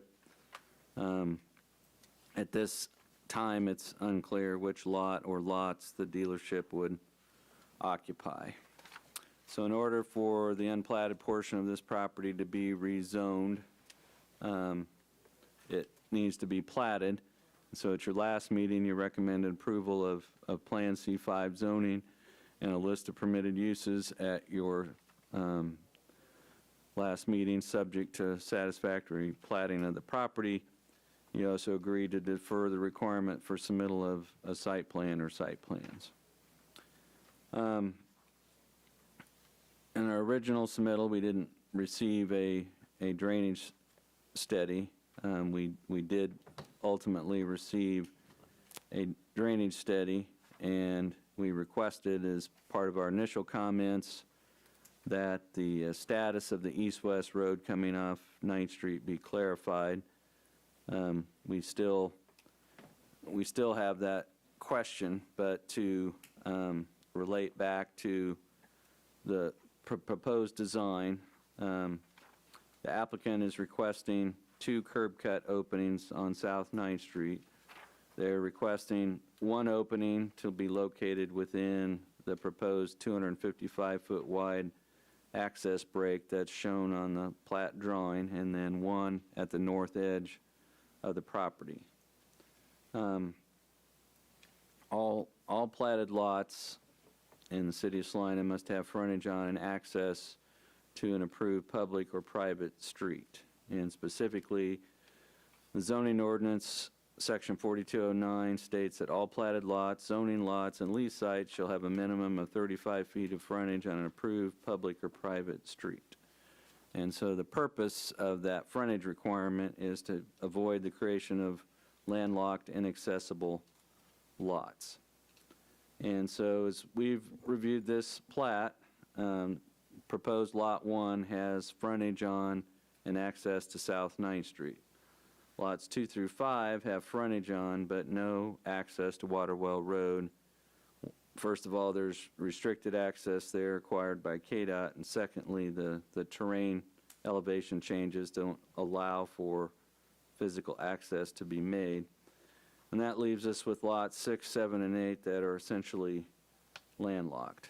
So what we've done is, and we've provided numerous examples in your packet showing commercial subdivisions. And so if you have a public street like we had on your last agenda item with Anchor Drive and Boyd Lane, those are public streets, and those are located in dedicated public right-of-way. And then the city has private streets, and those are streets that are located in a designated common area, which is owned and maintained by an owners association. So most of the private streets that are in Salina are located in residential subdivisions, such as Highland Meadows Hamlet or Florida Soul, or places like that. So if you're very observant and you drive around the community, you will see green signs, street signs that denote a public street, and then you'll see white street signs, and those white streets denote a private street. And part of that is the Planning Commission has heard from a lot of lot buyers over the years that came in and told the Planning Commission that they were surprised that they'd bought a lot on a private street. So even if it's not clearly detailed, one of the ways that we do that is by using white street signs so people know that that's a street that the city doesn't own and maintain. But the thing about private streets is they do have names and they are used for addressing. And then the third means of access is a driveway. And a driveway is simply a part of a lot. Driveways aren't shown on a plat. A driveway can provide access to a single lot, but not multiple lots.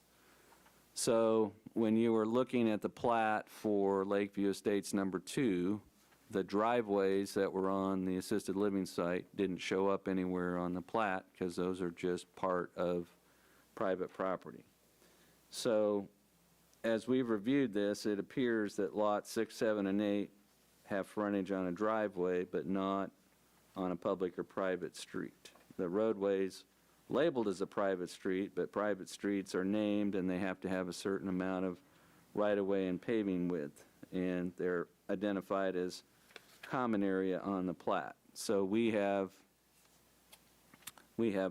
provided for you just a copy of the public and private street standards. That's his way to right-of-way width, paving width,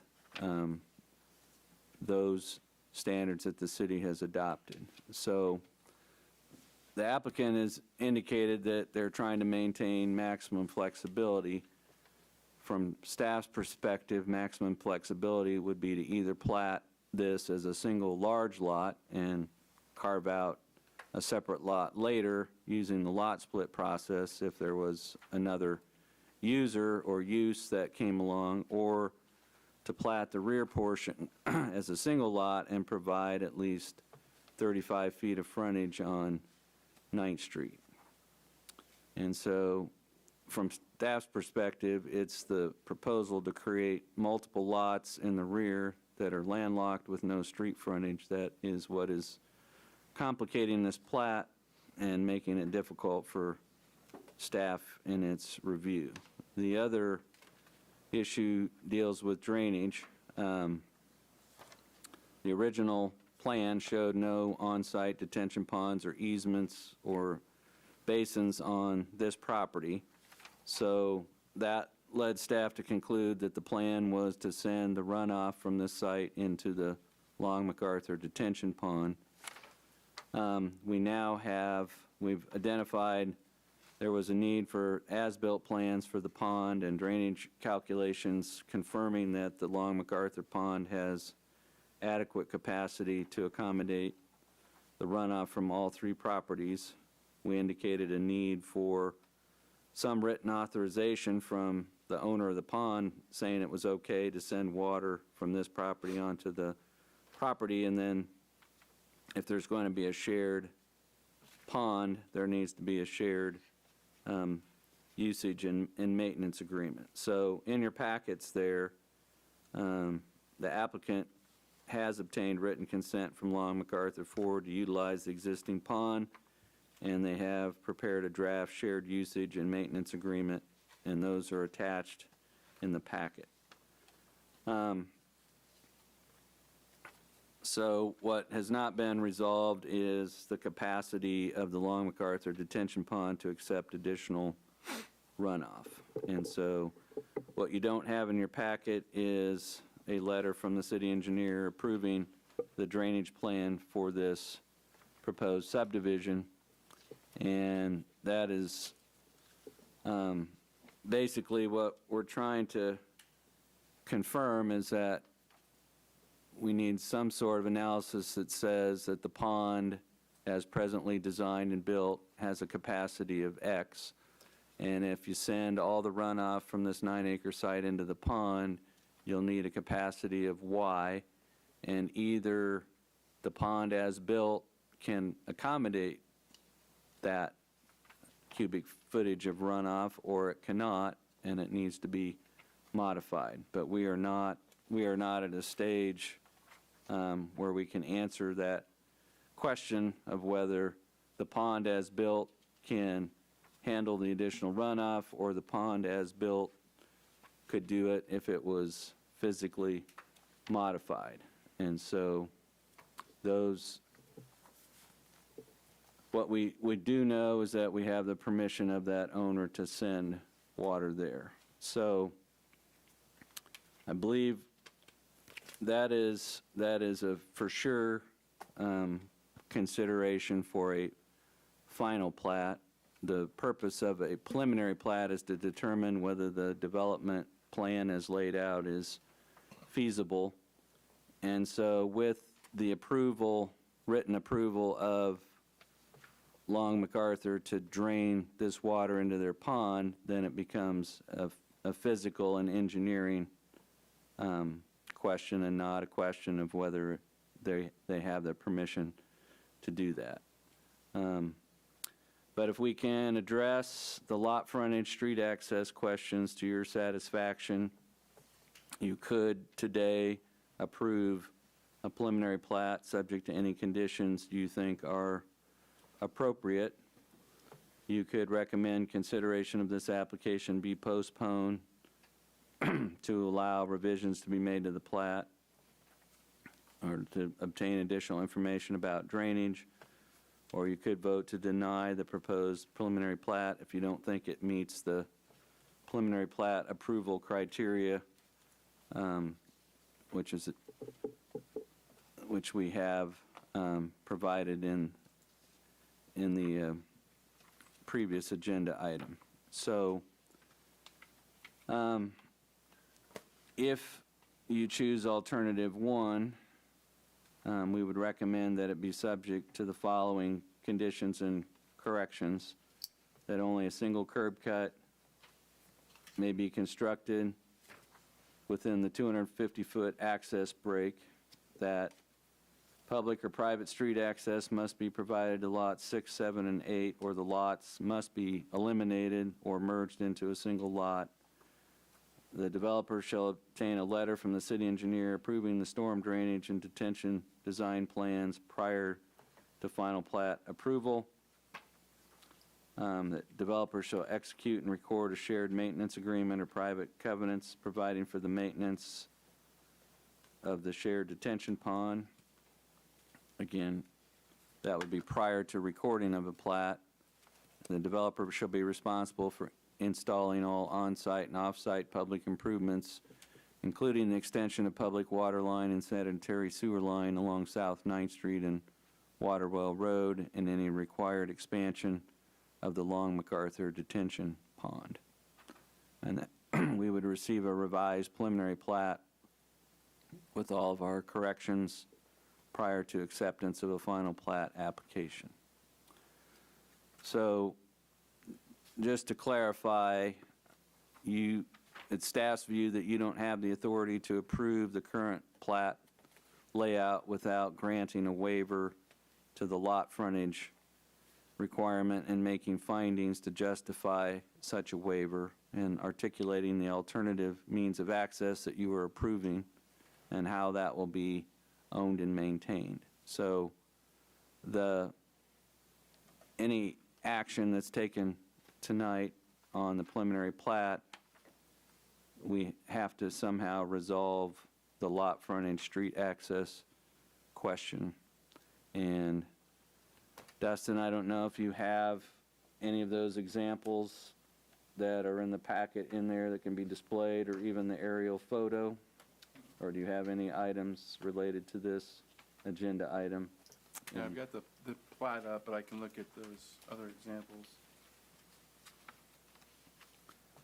What we've tried to put in the packet is examples of places where large lots have been platted, and then portions of those have been split off through a lot split and allowed for a large lot to be put to use of two users. An example of that would be one that you recently approved in Magnolia Commons, where Menards is, where there was a very large platted lot, and a portion of that was split off and sold and used by Fairfield Inn, and then the remainder was developed with an apartment complex. And another example of that was the large platted lot on 9th Street where the lot was split and a portion was sold off and developed with an Olive Garden restaurant. So again, the main complication we see is trying to plat multiple lots at the rear without street frontage or access. So with that, I'd be open to any questions that you have.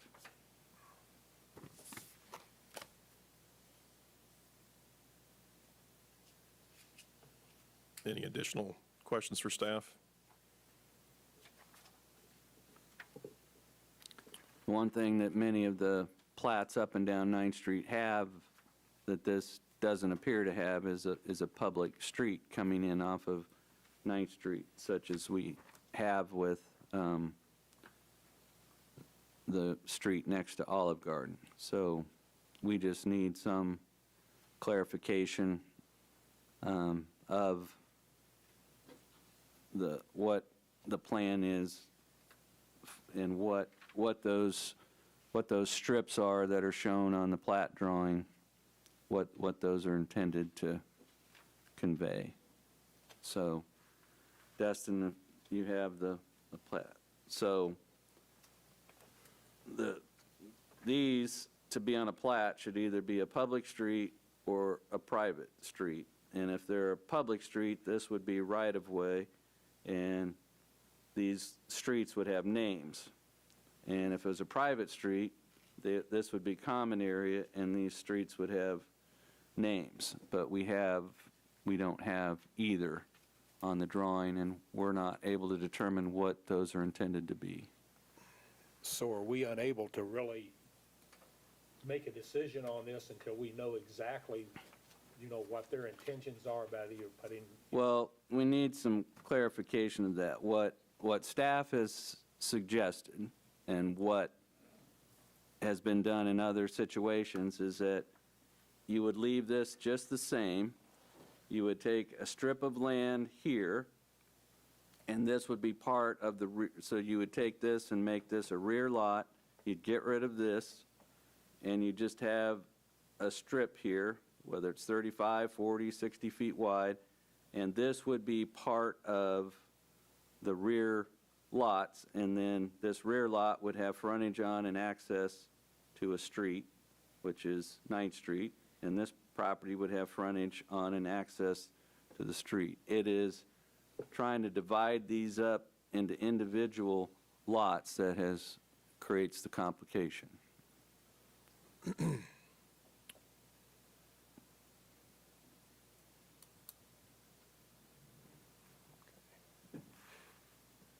So if they went ahead and did what you just said, then later on, when they get ready to develop those 3 lots, then they're gonna have to figure out a road so they can develop those 3 lots.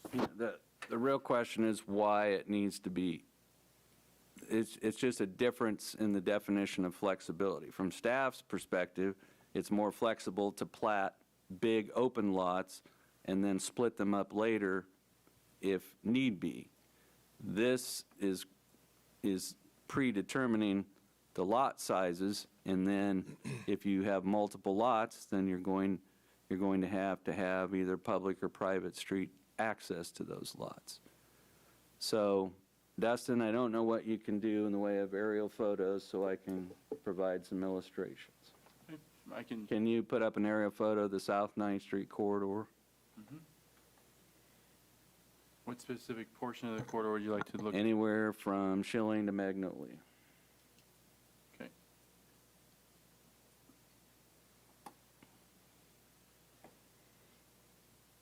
So here's Schilling, Magnolia's up Okay, here. so if you want to zoom in on where Olive Garden is.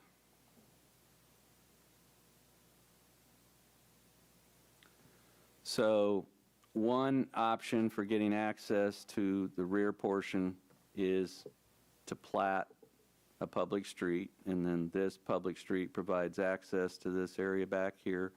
This is still a common driveway, but this driveway right here is part of this lot. So this lot has access out here. It also has access to the street. But this was platted as one big lot, and then Olive Garden came in and did a lot split and carve that out of the larger lot. If you go up farther north, Dustin.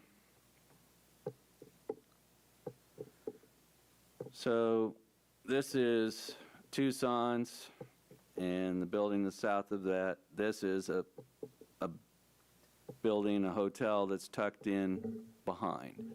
And so this was platted as 2 lots.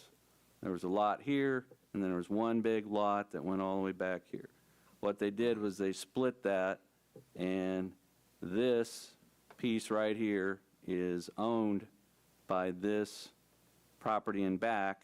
So this property in back has frontage on and access to Planet Avenue.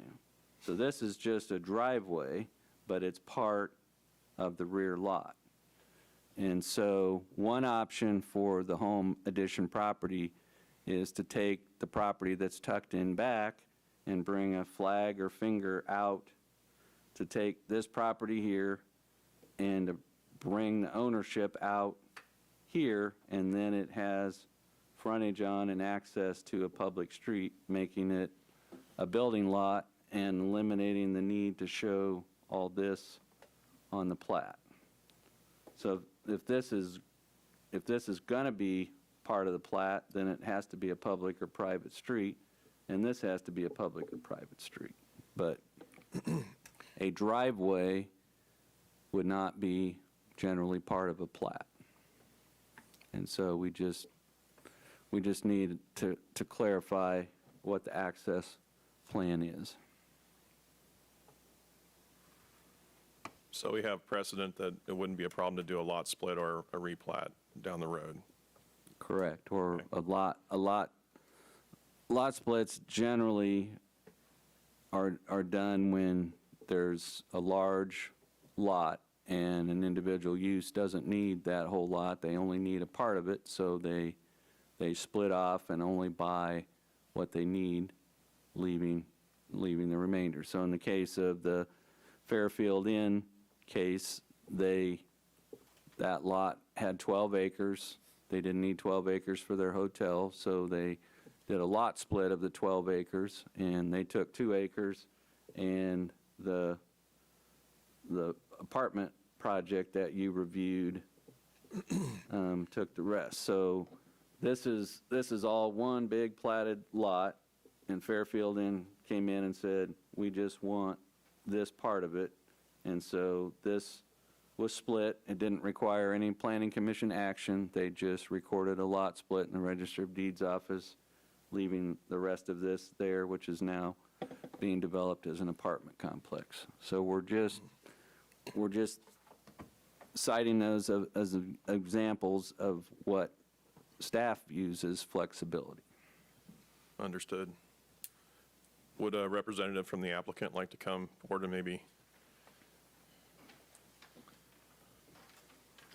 Good evening again. Jeff Mace, Compro Realty, 157 South 7th, here on behalf of the owner, developer, Home and Money in Marshall. What we have here is failure to communicate. We tried after I last saw you desperately to schedule a meeting to come in and sit down and nail this down, and we couldn't do it. Couldn't get anything set up. Just so you're aware that this didn't just sit for 2 weeks without our attempts to get with staff to do something, but staff was unavailable.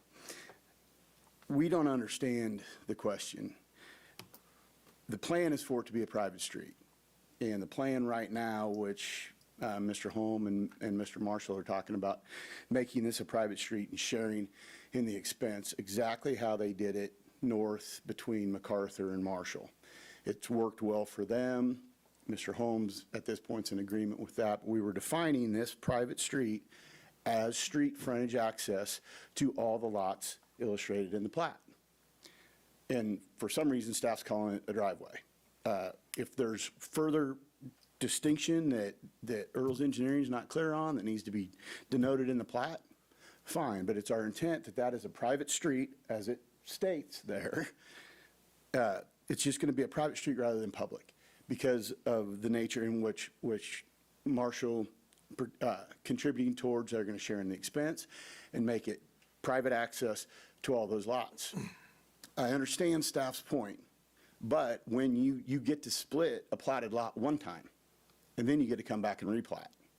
And the reason you see these lots laid out as they are, that is flexibility, so that, because as I shared with you last time I was before you, Mr. Holmes still is unclear on what exactly he's going to build. He may end up owning this entire thing, and it'd all be car lot. We just don't know that today. The lot, the 3 lots that he's worried about access to, that's why we show this private street coming down. That street may never get built.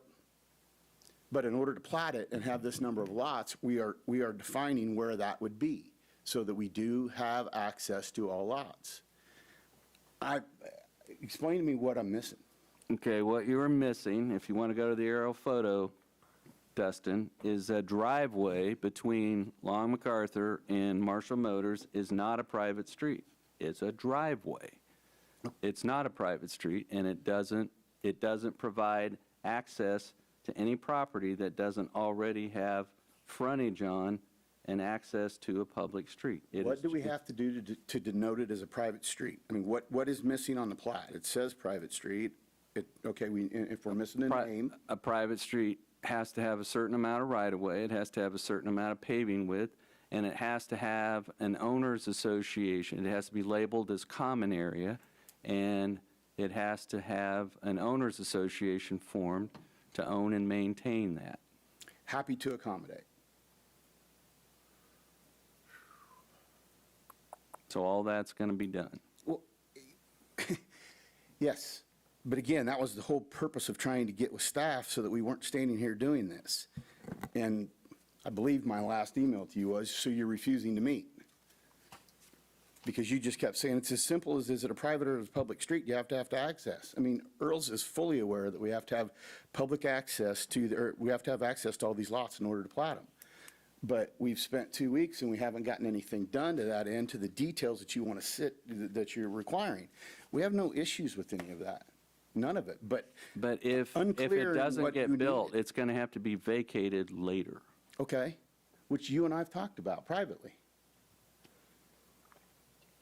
You and I have talked about, if it doesn't get built, we can remove it, but we don't know right now, and we're trying to get to a place where we do have flexibility, and we don't have to replat, and we don't have to continue to do this.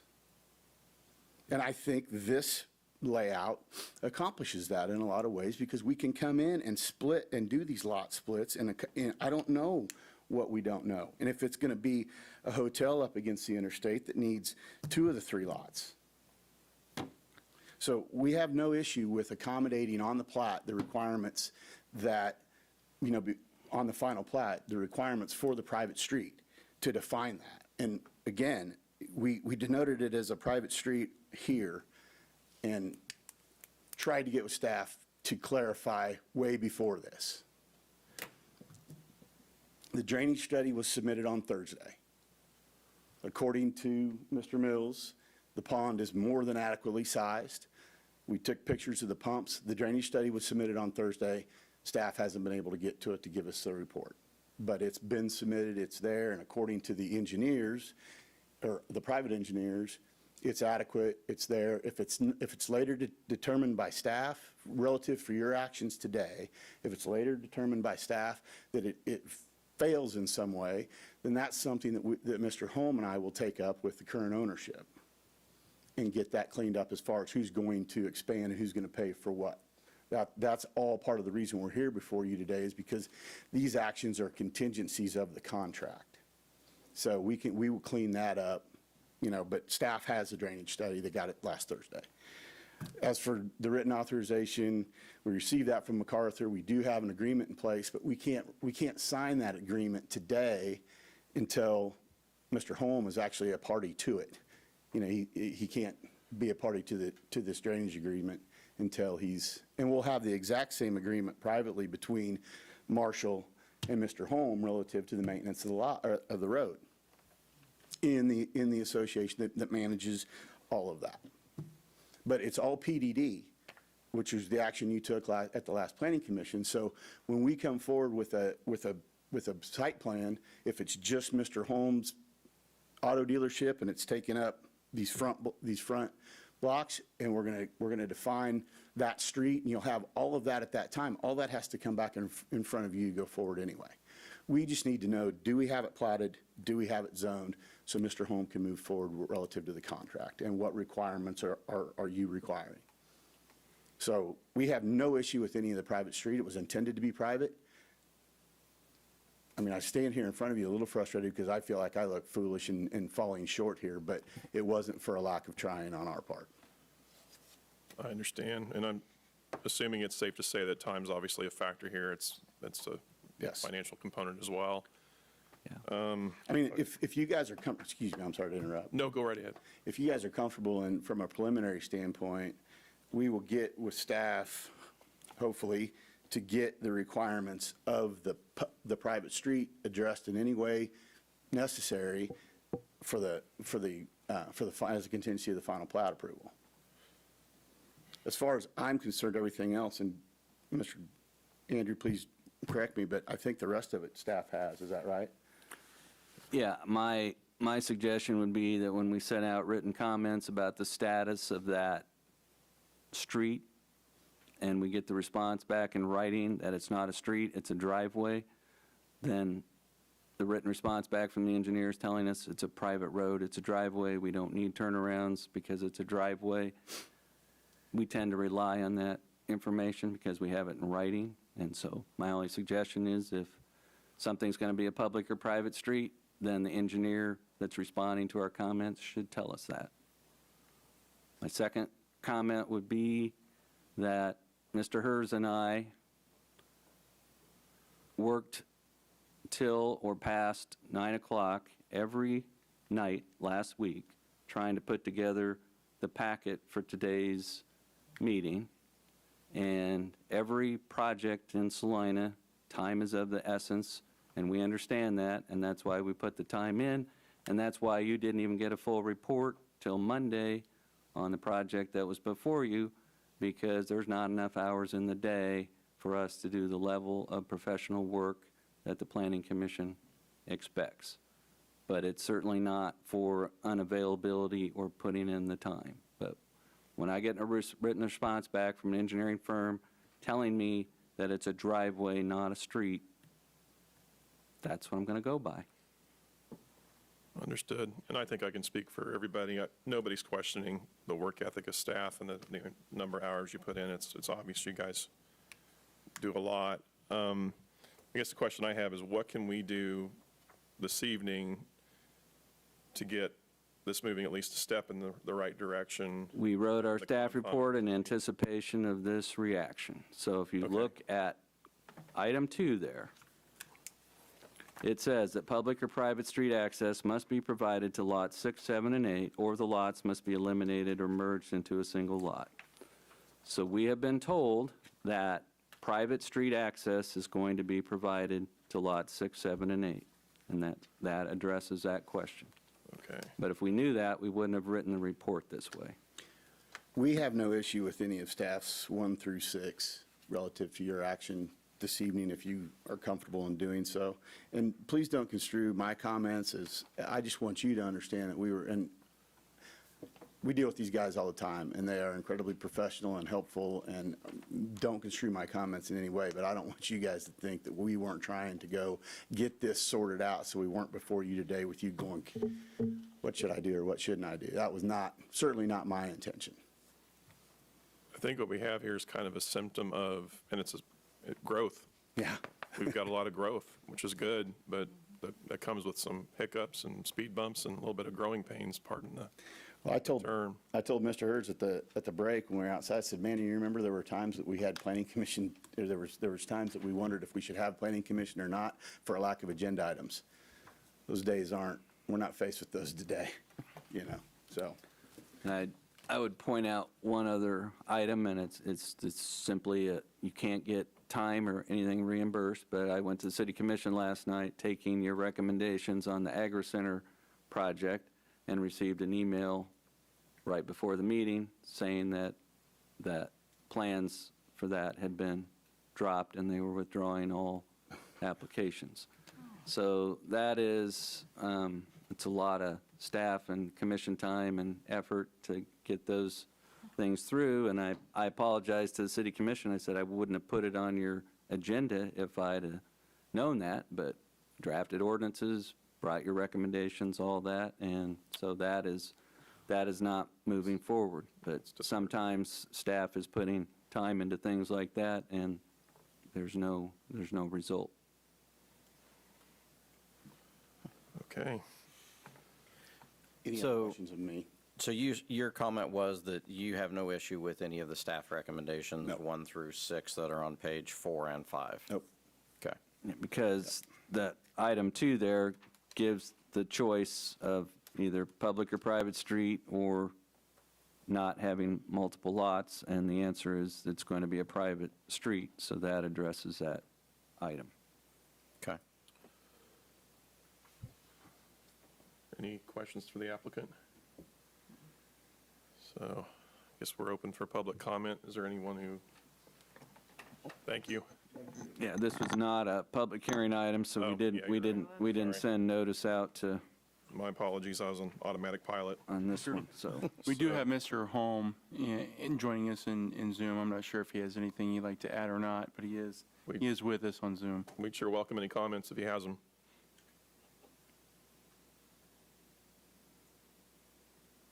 Oh dear, we're having the issue again with the audio. Sorry, sir, we can't actually hear what you're saying. What we did with the last agenda item when we had this issue is if you'd like to share something on the chat, or I think Mr. Mays is going to try to call you, and then you can speak through the phone, and we'll put the phone up to the mic so everybody can hear what you say.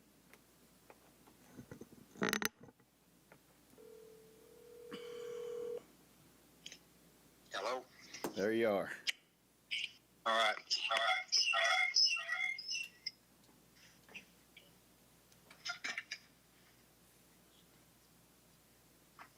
Is that got a little less Yep. reverberation?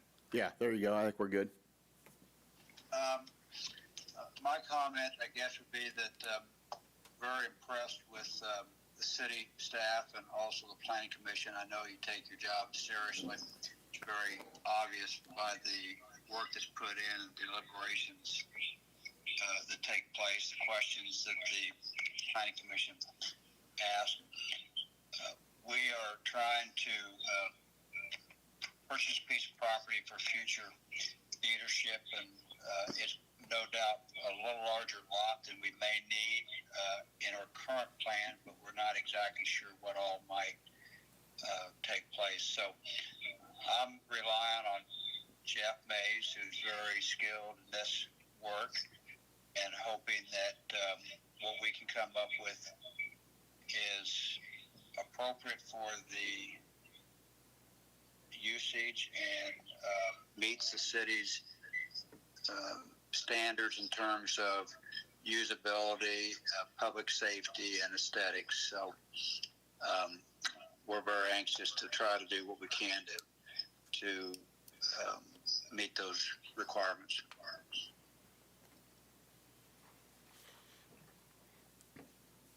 Thank you very much for your comments. Thank you guys for all your time. Thank you. Thank you. Well, are we ready for a motion by Yeah. chance? Yeah, I think so. So I would gotta pull it back up. Make a motion to approve application P21-2 filed by Holm Real Estates LLC, requesting approval of a 9-lot subdivision on 9.4 acre lot land, with the recommendations of staff, numbers 1 through 6 on page 4 and 5. And do we have to have anything specific for number 2?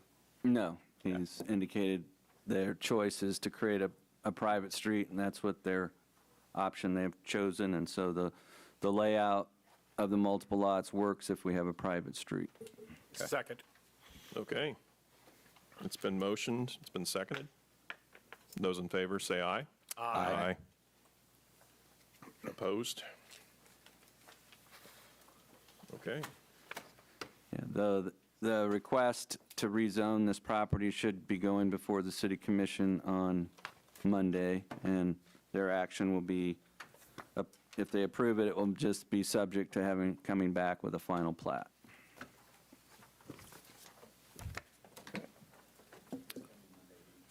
This coming Monday. So I should be emailing you an agenda and stuff. You have one other administrative item before you can get away, and that is September's the time for our annual business meeting of the Planning Commission. It's a time for election of new officers and the nomination of representatives to serve on other boards. So we currently have 8 members, and Daniel Baffa's term on the commission expired the end of August, and he was replaced by James Jones Jr. To fill that vacancy. We still have one vacancy for someone who lives outside the city limits. Patrick Mikesell's are currently our only outside the city representative. And so we're soliciting expressions of interest for that other opening. At this time, we don't have any youth members. So your first item of business would be to elect a chair and vice chair. And Mr. Linkowitz currently serves as your chair. However, he has served 2 consecutive terms as chair and is not eligible for another term. So with the exception of the new appointees, all current members of the commission are eligible for the position of chair. Mr. Olson currently serves as your vice chair, and with the exception of the new appointees, all members are eligible for the position of vice chair. So with that, I would open the floor for nominations, volunteers. I'd like to nominate Mr. Olson for chair. Second. I second. I hope that's okay. Well, actually, I was going to make a motion to nominate Mr. Hay as chair. I would second that. Okay. And the reason I'm saying that is because of my travel and work. I've ran into issues being on the zoning appeals where I was out of town, wasn't sure I was going to be able to make it back, those types of things, so I would decline the chair position. Noted. So we have a motion on the floor that's been seconded to nominate Joe Hay as chair of the Planning Commission. Are there any further nominations or a motion that nominations cease? I'd make a motion nominations cease. Second. Okay. So that leaves us with all those in favor of ceasing nominations, please say aye. Aye. Aye. All those in favor of Mr. Hay as your chair, please say aye. Aye. Okay, that motion passes, and Mr. Hay will take the gavel from Mr. Linkowitz at our next meeting. And that leaves us with the position of vice chair to open nominations. I'd like to nominate Mr. John Olson for the vice chair spot as he's already in. I second that. So we have a motion and a second to nominate Mr. Olson as vice chair. Are there any further nominations or a motion to nomination cease? I I move would- nominations cease. Second that. Okay, we have a motion and second that nominations cease. All those in favor, please say aye. Aye. All those in favor of the motion to nominate John Olson as vice chair, please say aye. Aye. That brings us to the Board of Zoning Appeals. And we didn't have a slide on that, and we're looking into that further. But right now, on a 7-member board, we have 2 appointed members to the Board of Zoning Appeals. And so there's a provision in state law that allows the Planning Commission to serve as a Board of Zoning Appeals if you don't have a Board of Zoning Appeals. We're not there yet, and we haven't figured that out, but assuming that we do have an active Board of Zoning Appeals. One of the positions on that board is a representative of the Planning Commission. Mr. Olson served as your representative on the BZA this past year. He's eligible for another term.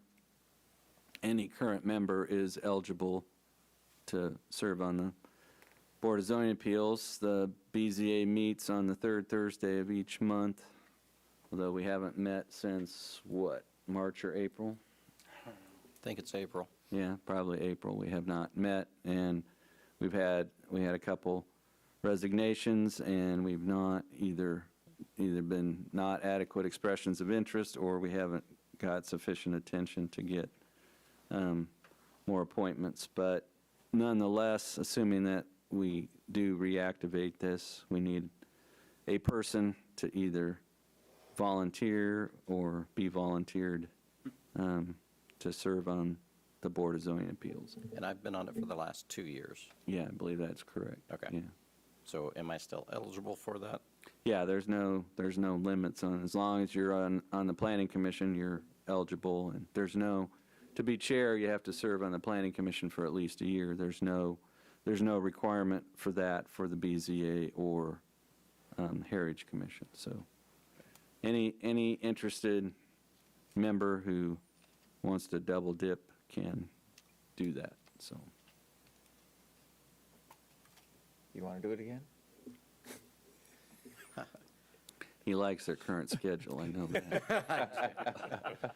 My first year, I met like 3 times, and then our second year, we met like Almost other every month, yeah. almost every month. And then this last year, we met quite a bit initially, but then we ran out of members so that we couldn't have a meeting. So it's been kind of up and down. I mean, I would tell you that it's a very interesting too.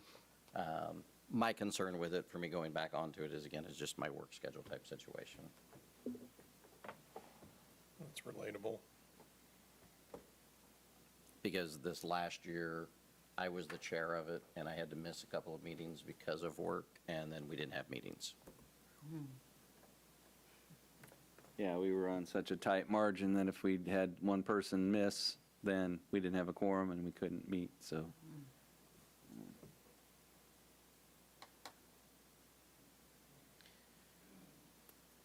All right, I will volunteer again and hope I'm able to make it. Very kind of you. Is there a consensus that you'd like Mr. Olson to be your representative? We don't need a formal vote on that, so. And Mr. Baffa served as your representative on the Heritage Commission. He's no longer on the Planning Commission. He, in August, was appointed to be a member of the Heritage Commission in his own right, so he's on the Heritage Commission, just not the Planning Commission's representative. So we still need someone who is interested in serving in that capacity. And they don't meet frequently, and they generally meet on Wednesdays, but they meet as needed. So I would do that one again. I served Okay. on that one separately outside of the Planning Commission previously. Okay. So is there a consensus to accept Mr. Gilmore as your representative? Yes, there is. Yes. Okay. So, those need to be ratified by the commission and mayor, but I'll get that put together, and then we'll figure out the timing on that, but just for the benefit of the commission, the Heritage Commission's next scheduled meeting is they're looking at the mounting of a electronic changeable or digital sign on the south wall of the Stiefel Theater facing Walnut. So there's a little insert there where they used to put movie posters or coming attractions, but they're wanting to put up a 6x12 electronic changeable copy sign, and since that's a National Register Historic Theater, that has to be reviewed by the Heritage Commission before we can do a sign permit. So most of the work of the Heritage Commission recently has been on different downtown projects because we have a lot of historic and designated historic buildings downtown, so. That is all we have for you. I think, a couple things, I think we're gonna, because we need one, at least staff does, to have a reprieve and not meet the first Tuesday of October because we don't have anything carrying over and we don't have anything set there, but we will have items for the second meeting. One of the things that we have pending is the, as a kind of a late addition, the car museum, the garage is proposing to put a full-fledged bar in the museum, and in the downtown C4 district, you have to get a conditional use permit approved by the Planning Commission to have a bar in the C4 district, so that will be coming to you, and there may be a couple of others. But that, there's a lot of things that are happening on the, just on the finance side of things as we try to address housing needs. And so we've got, last night, the City Commission approved the dedications, accepted the dedications for Cedar Point, which is the plat that's on Cedar Ridge Drive. Then Monday, they're considering special assessments for a part of Cedar Ridge, which is on the other side of the street. The Cools are going to develop that first and then come back to Cedar Point. And then we've got a request for specials to finish out Magnolia Hills Estates number 2. That's got 45 lots. They had 29 in phase 1 and 16 in is proposed in phase 2. And then Mr. Daly has started work on his first phase of Wheatland Valley. If you're going by in Markley Road and you see earth moving and things over there, they have 29 lots, I think, in the first phase there that they're putting the streets, water, and sewer in. So we're trying to get some of these subdivisions moving so we can get more lots to build on and then deal with the apartment side. And there's a lot of things going on there too. And now with your approval tonight of the apartment lots in Lakeview Estates, we just don't have many sites that are zoned or ready for apartments. So hopefully someone will come along and want to build there. So we're staying active there, but I don't know the exact date, Dustin, but I don't believe we'll meet, and I don't think we're ready to go back to landscaping awards ceremony and things like that just yet because of our staffing. But if you drive around and you or you mentally note any place that you think has done a really good job with installing or maintaining landscaping. We've already given Chick-fil-A an award once, so we can't give it to them again, but they really do a good job there of maintaining their landscaping. So if you're driving by and you see a place and you're inspired and you want to email us, we think so-and-so deserves recognition or something, let us know. But I don't think we're going to do a formal awards ceremony this year either. So I think we'll see you the second Tuesday of October and give you a meeting off. Give us a meeting off. That's good. Well, just before we close, I would like to thank Greg for what he's done over the last couple of years. I think he's done an excellent job. Well, thank you. I appreciate the kind words. It's Yeah, afraid his seat's going to have to move, so we'll decide where to move you, but you can't sit there anymore. understood, no problem. I'll make a motion, we adjourn.